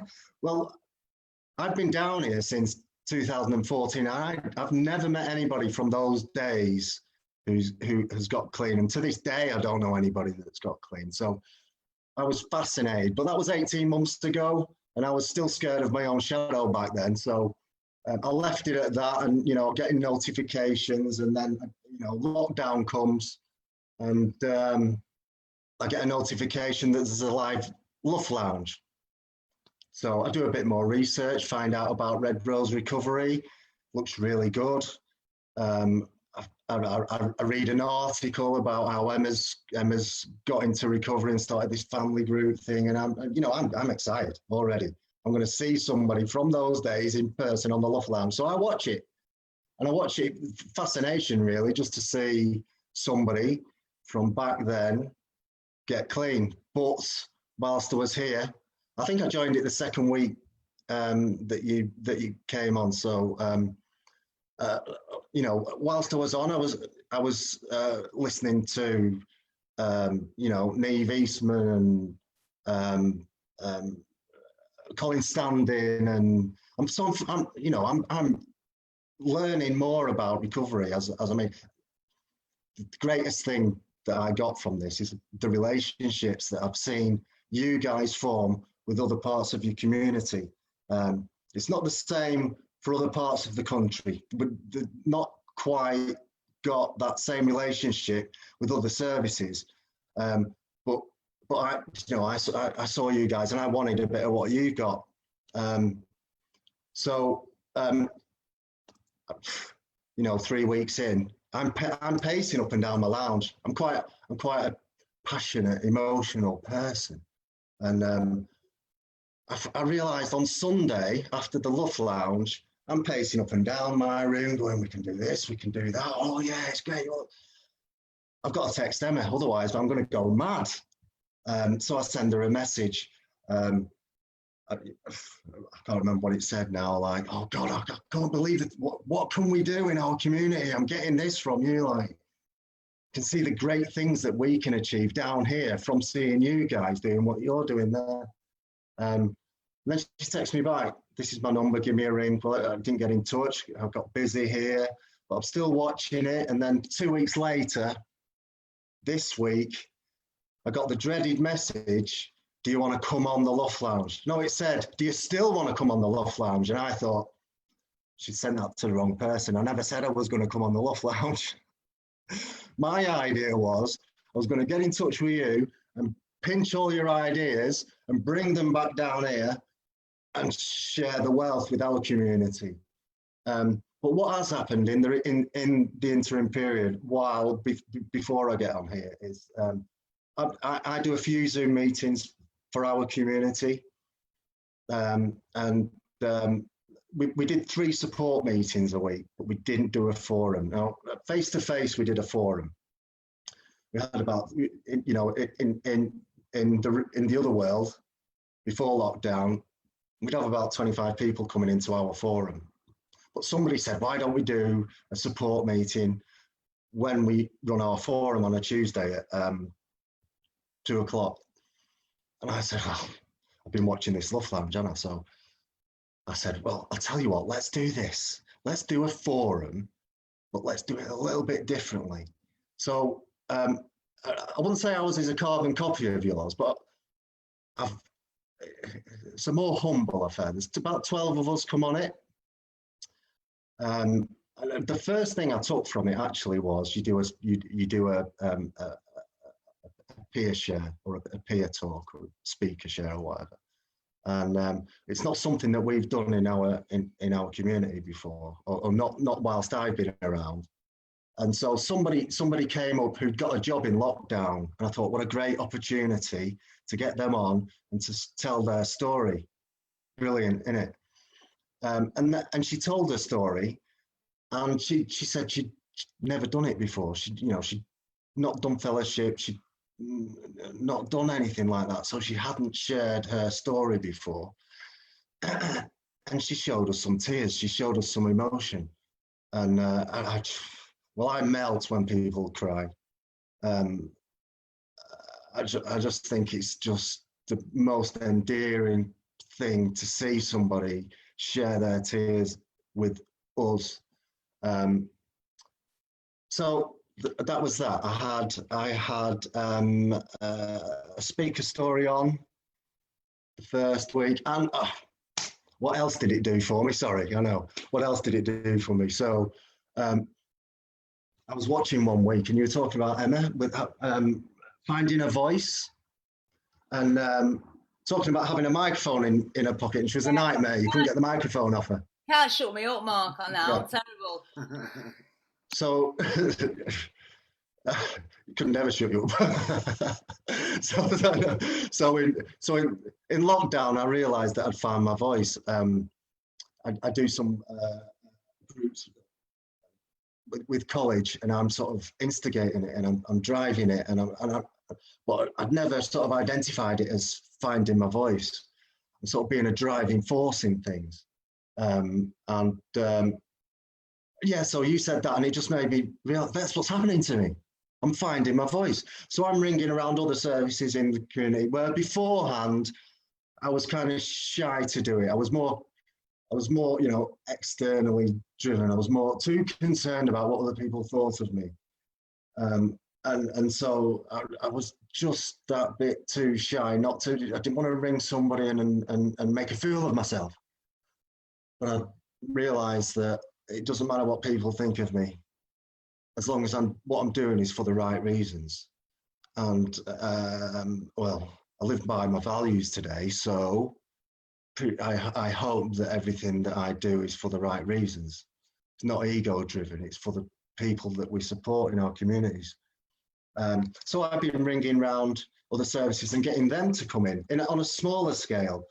I've been getting Society of St. James people to come into our forum and talk, and this is all about going back to what I've got from your forum, which is creating better relationships with other services. So our forum is a speaker share, and we've had somebody that got a job. The second week was the best. We got somebody that got clean at the start of lockdown. So when he did his share, it was 8 weeks clean and sober. And this was somebody that I'd seen for the last 2 years get no more than 5 days, but you know, every 2 months he'd get 5 days, 5 days, 5 days, 5 days, and he got 8 weeks in lockdown. So the second week we had him, and then you know, I thought, well, why don't we just open it up to you know, people that aren't doing quite so well? They've got a story to share as well. And in fact, I think that they're most in need of sharing the story, because maybe they've never shared it, and maybe the cathartic process of sharing it will give them something, and it will definitely let other people know where they're at, and it will endear other people to them. So we've had that, and that all comes from the LUF Lounge. That all comes from me watching this 7 or 8, whatever, you know, weeks ago, and getting ideas from you. And from that, I thought I'll reach out, I'll get some ideas from Emma, we'll touch base. When I come home to see my mother, I've just realised my missus is watching this in the other room. So, Hi, what's the name? Rachel. Hi, Rachel. Hi, Rachel. So I've just kind of grasped myself up. She knows my next holiday is not going to be a holiday. But anyway, when I go home to see my mother, I'll pop in to Red Rose Recovery and see, you know, this is great, but it's great for, it's made, you know, my only experience of community-based recovery is pushing change, which is amazing. Pushing change, peer-led community in Portsmouth, but it's my only experience. And we, you know, we're a little island at the bottom of the country, and we feel like we're a bit, it feels to me like I'm in a bubble. I'm in a recovery community set apart from all other recovery communities. And you doing this LUF Lounge has made it feel like that I've burst that bubble. You've burst that bubble. We've burst it together, and now we're a part of a wider recovery community. And you know, the potential for what we can do using this is endless. I mean, you know, you taught me something, I've passed it on, and it's free. Yeah. You've not had to drive down here. You've not had to, you know, take 2 weeks off work. And I don't know how long I've been talking. It's not very long, I'm sure. But I do have a message, which is, I know there's other people stomping up and down their room on a Sunday thinking, oh, we can do this, we can do that. What a great idea. So I haven't told you guys this, but I implore you to get onto Twitter, send Peter and Emma a message saying you inspire me, and get on the LUF Lounge and tell your story just like me, because I think we, you know, in the future, this thing is going to be, what a way to train people all around the country, all around the world, to standardize whatever, but to best practice for recovery. And we can do it so effectively, so cost effectively, that blows me away. And we've got, you know, it's like the darkest times, the COVID-19 has brought us a little bit of light, but it's brought me together with you guys. Yeah. What a powerful message. Yeah. Beautiful. Yeah, you know, I'm inspired. You've inspired me. And that's what we do. And you're a product of why we do what we do, Mark. It's like you're the evidence. You know, it's, you know, sometimes when I come in and I think, if I've been outreaching and I come in and I think, do I even make a difference? Is what I do, you know, whatever level it's on in this arena and on this platform, you're talking recovery. But what you did talk about there, which is close to my heart, Mark, is about the current service users and setting up a forum for them, because they're your next leaders. They're the next ones coming through. Succession planning. Yeah. I mean, you know, the community I work for now, all of the staff there were once a service user, a push member, we call them. Everybody there was somebody that needed support from that service. And everybody has been nurtured along, so and being enabled to find their own way at their own pace. And all our team have got a job and are building wonderful lives around each other because of the peer-led support that Pushing Change has given them, and now they're giving back. I'm glad we've been able to give you the hope shot as hope dealers, because that is the purpose of this. It's like got to come through to. But he's pinned it right back into our world as well, hasn't he? You know, we're hopeful because that's one of our It's one of our drivers. We want more connectivity with groups that are all over the country. Absolutely. So they all over the world. Yeah. All over the world. The nations. What are we going to do today, Brains? Take over the world. You were saying that sometimes you don't feel like you're making a difference. I think it might have been Scott that said when he was like out there really struggling, and somebody had phoned him, asking how he was or whatever. And that's what I do. That's what we do. We ring people up. They might not answer, but maybe just that ring that says Mark is they might not be ready yet, but they know you're still there. And it's important for me to hear that because especially at times like this, we're on our phones ringing people and they're not answering, or they are answering, but they're really struggling, and you don't know if you're making a difference. But the difference is made further down the line when that window of opportunity is there for them to get the message. I hope we'll be there for that moment, and that inspires me to keep ringing them. Yeah, man, absolutely, and never give up. Never give up. Rachel Vallis. Oh gosh. She loves you so much. Oh. She does. Oh, we love each other so much. It's amazing. We love Mark. Beautiful. Absolutely beautiful, Mark. And it's so good to see you. And I see you're rocking the Silver Fox look too. Well, I had no choice. I used to dye it, but then I went to prison, and it ended up like I grew a beard, and it was like April time, and they started calling me Father Christmas, so that had to go. Oh yeah. So I'll stick with this. Yeah. Give us another year or two. I'll play that part again. Yeah. Yeah. Don't ever stop doing what you do, Mark, because you make a difference where you are. We've got to be the change that we want to see. You're amazing, and thank you so much for coming on. Thank you. Yeah. Top block. Oh, do you know? Kick it off, Glenn. I just remembered the wonderful Lancashire Women's Centre was invited on tonight. They couldn't make it, but they did do us a little clip, didn't they? Yeah.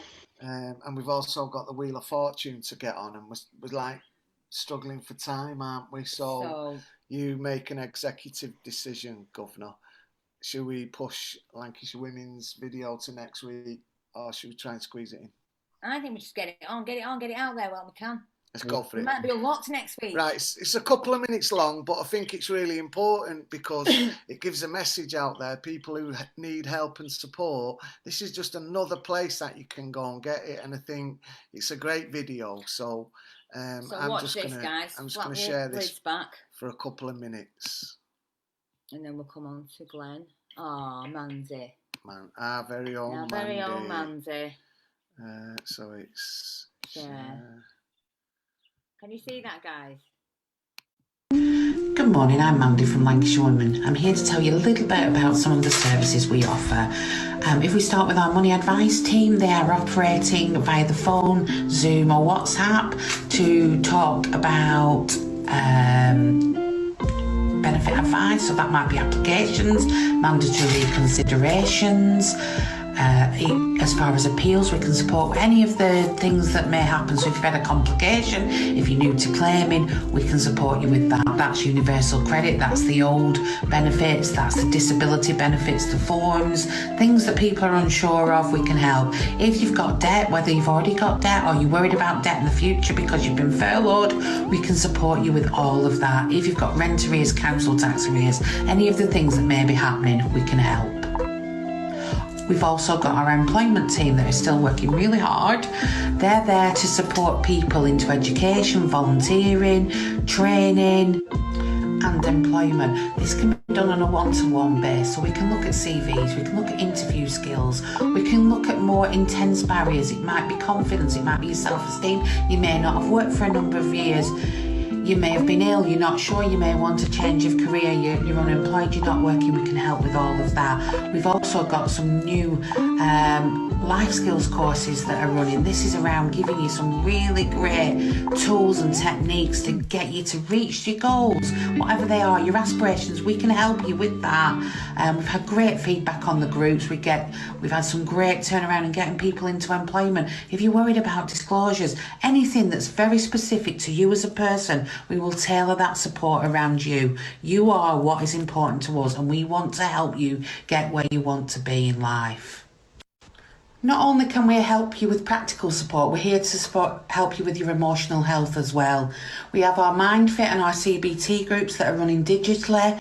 If you're worried about digital, we can support with some technical help around getting you started, how to download Zoom apps. We have YouTube channels that do lots of how-to guides, but we can talk you through a lot of this. What we don't want you to do is be worried about joining things. These groups are here and have great impact on people's well-being, whether it's stress, whether it's confidence, whether it's self-esteem.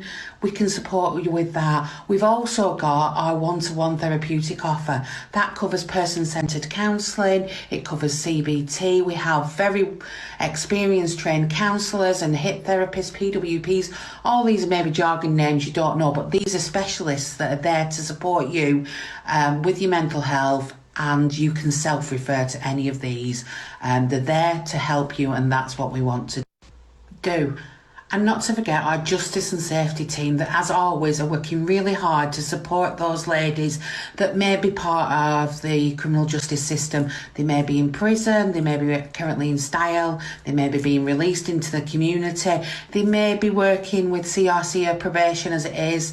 And we're there to offer very intensive one-to-one support to help them look at why things have happened, to make the changes they want to make, to improve their lives, to get where they actually want to be, to make a change and to make a difference. Our staff work extremely hard in this team to help you and support you, and we don't judge, we don't care, we just want to help, we want to support, we want you to achieve and to make the best of what we can. So if any of the video has interested you, you want to know more, referral can be done by self-referral. You don't need a professional to make a referral. You can do it by ringing us on 0300 330 1354. You can email us on talktous@lancashirewomen.org, or you can go onto our website at www.lancashirewomen.org and complete our self-referral. And remember, we do care, we do want to help, and we do want to support, and we want to encourage and enable you to reach your goals. So get in touch. And not to forget, we're also really well supported by a lot of volunteers and mentors. So that may be what you want to do. Come and talk to us. Give us a call. Nothing to lose. Thanks. Oh, Mandy, you did an amazing job. She's brave, isn't she, Mandy? Yeah, Mandy was on the show a few weeks ago for the Lancashire Women's Centre. Do you know, they've nominated you, haven't they, as a Lancashire woman? No, it wasn't actually them that nominated me. It was Wendy Moss and Katie. But Roscoe. You've been nominated as a Lancashire woman, haven't you? Yeah, so no pressure, Mandy, to pick me. But yeah, I look that music you had on at the beginning reminds me of lift music. But I absolutely love that you did that for us. Thank you. Your empathy shines through, Mandy. Yeah. We love you. You're brilliant. But I would say, let's get the Women's Centre on the speaker boot camp. Lancashire Women, we think we could provide some awesome speaker bootcamp training for you and your crew. So just touch base with us and let us know if you want a proposal, and we'll fire that over to you pronto. I think it was great. That. Thanks, well done, Mandy. Thanks, Mandy. So we've got our very own Wheel of Fortune coming up next. Glen Island, what happened last week? Because I know David McLaughlin won £40 and a £20 box of munch, didn't he? £60.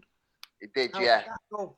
So our very own Liz has contacted him, and it's in the process of being sent. Because what Liz did is, rather than us deciding what voucher he wanted, she's asked him the question of what voucher. So the voucher that we are with you is with Liz at present with the sweet box, and then the vouchers at present being bought. So that's going to be easier from Monday with shops opening as well. So that's going to be next week. Hopefully, with his consent, we'll have a photo with him with the vouchers and the sweet box. Awesome. So this week's Wheel of Fortune is for the people who liked and shared it last week. That's correct. That's correct. So you're going to do it live. We're going to pick a winner live. We're going to pick a winner live. I don't know where I come up with the name Wheel of Fortune, by the way. It just spontaneous. Might be copyrighted, that, but we're having it, aren't we?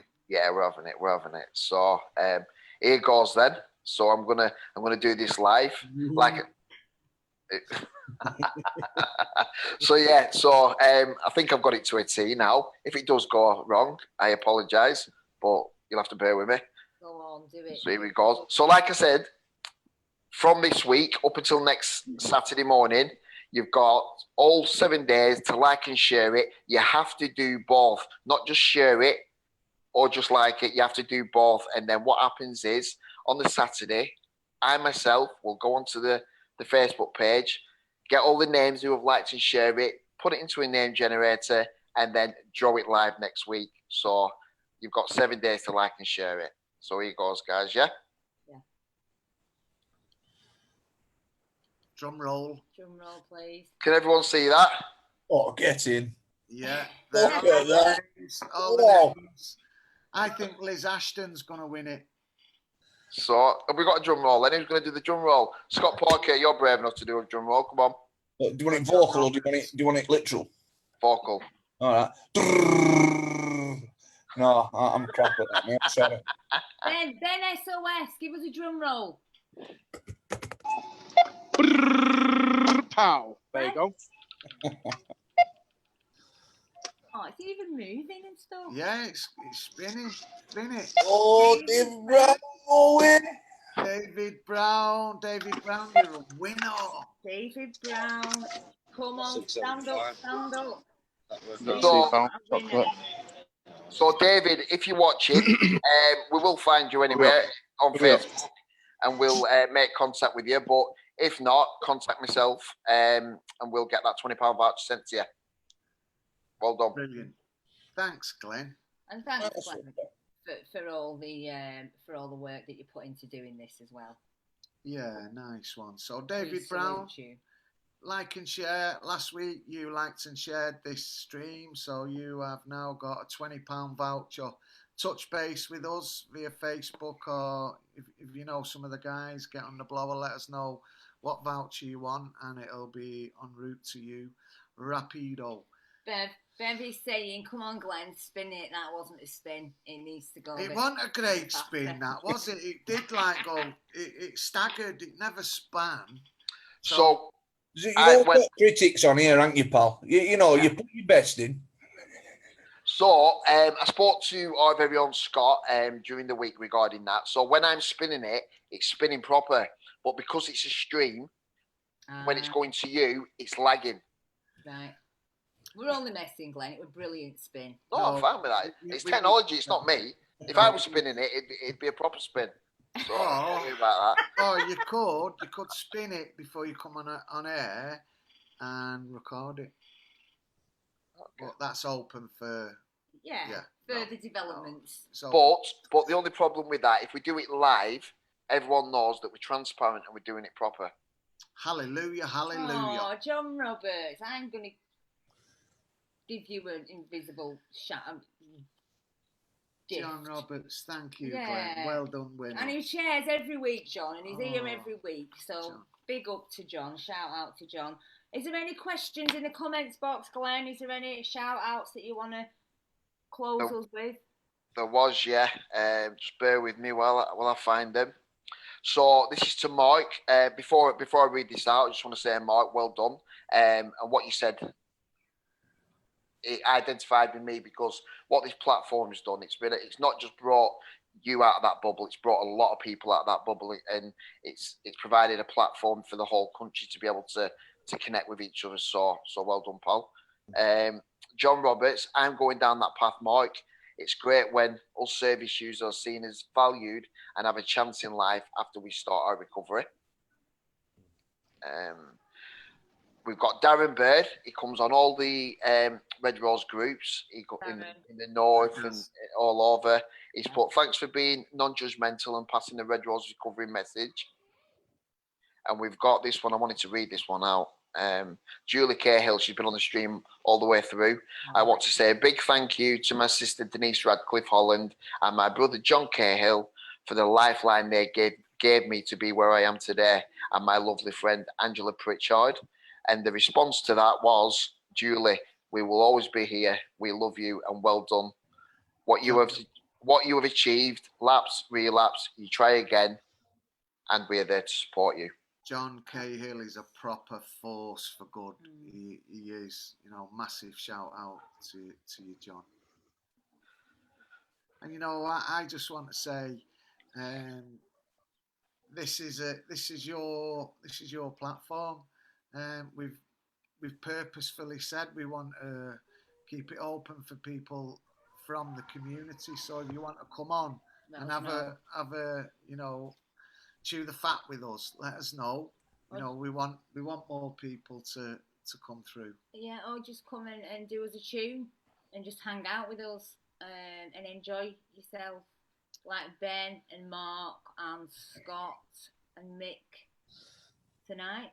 Yeah, I know Stuart Nevin was saying, he texted me before to say he posted a comment, and we then said, well, better still, come on and let's have a discussion about it, because Stuart was saying his brother in Manchester is looking to Lancashire as somewhere he's got a bit of hope of getting well. Yeah.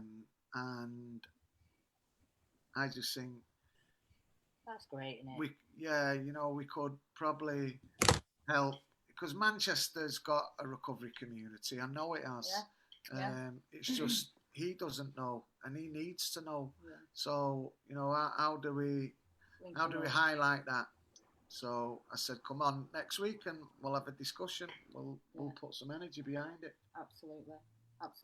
So from the bottom of my heart, I want to say a massive thank you to all the beautiful guests tonight. Big shout out to all of you. Ben, great to see. Where even are you right now? Well, I've just been into Tesco's, just grabbed a few bits. I'm just with my best mate at the moment, and we're driving back to mine. I'm gonna whip us up something nice in the kitchen, and it won't be what I used to whip up anyway. So brilliant, beautiful, and hi to your best mate. Okay, guys, thank you. Joel's gonna play us out. Joel Flynn is, and who would catch you on the hop, Joel? You've been very patient all night, Joel. And if you unmute yourself before you start, we'll be able to hear you. And we'll fade out after you've played, John. So thank you to all the guests. Thank you to the audience. We love you. Take it away, Joe. We can't hear you, Joe. You're on mute. You've muted. Let's ask to unmute. Hello? There you are. Okay, right. Okay, thanks for having me, and really enjoyed it. It's been a real eye-opener. Here's a song I wrote. It's called Everybody's Got Soul.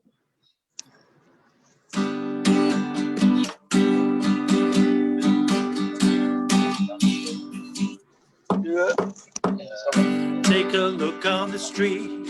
Hard times are coming, but everybody's got. Just randomly. We're all feeling the heat. No time for loving, but everybody's got. Know you always down by your worries. Got to get to that place in a hurry. Take some time to reach out to somebody.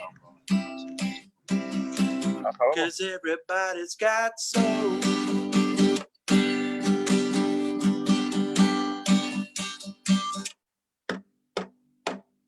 Never thought I could try, just create something stuck in a hole. Watching others get by, I'm saying nothing, I'm never reaching my goal.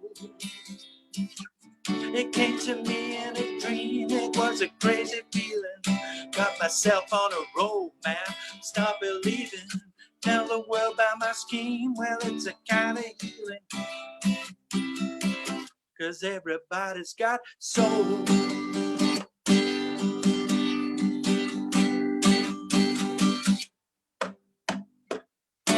Streets filled with heartache and pain. We can turn it around again.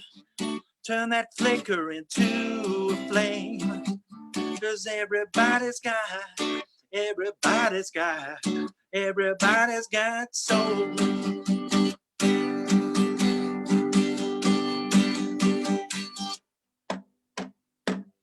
See the guy on his own, all day to get through, he turned it around. See the girl all alone, used to be you, till you heard a new sound. Problems used to pile up by the dozen, light came on in their heads out of nothing. Made them jump out of bed up and running. 'Cause everybody's got soul. Everybody's got soul. Everybody's got soul. Thank you. Cheers. Thank you. Well, thank you very much. Thanks, Scott, and Thank Glenn you. and the guys. Thank you, everyone. All the people tuning in.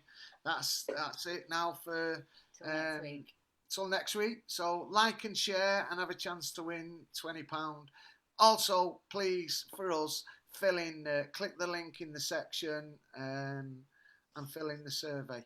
That'd be really helpful. Good night, beautiful people. Cheers. Thank you so much. Thank you. Cheers. Bye.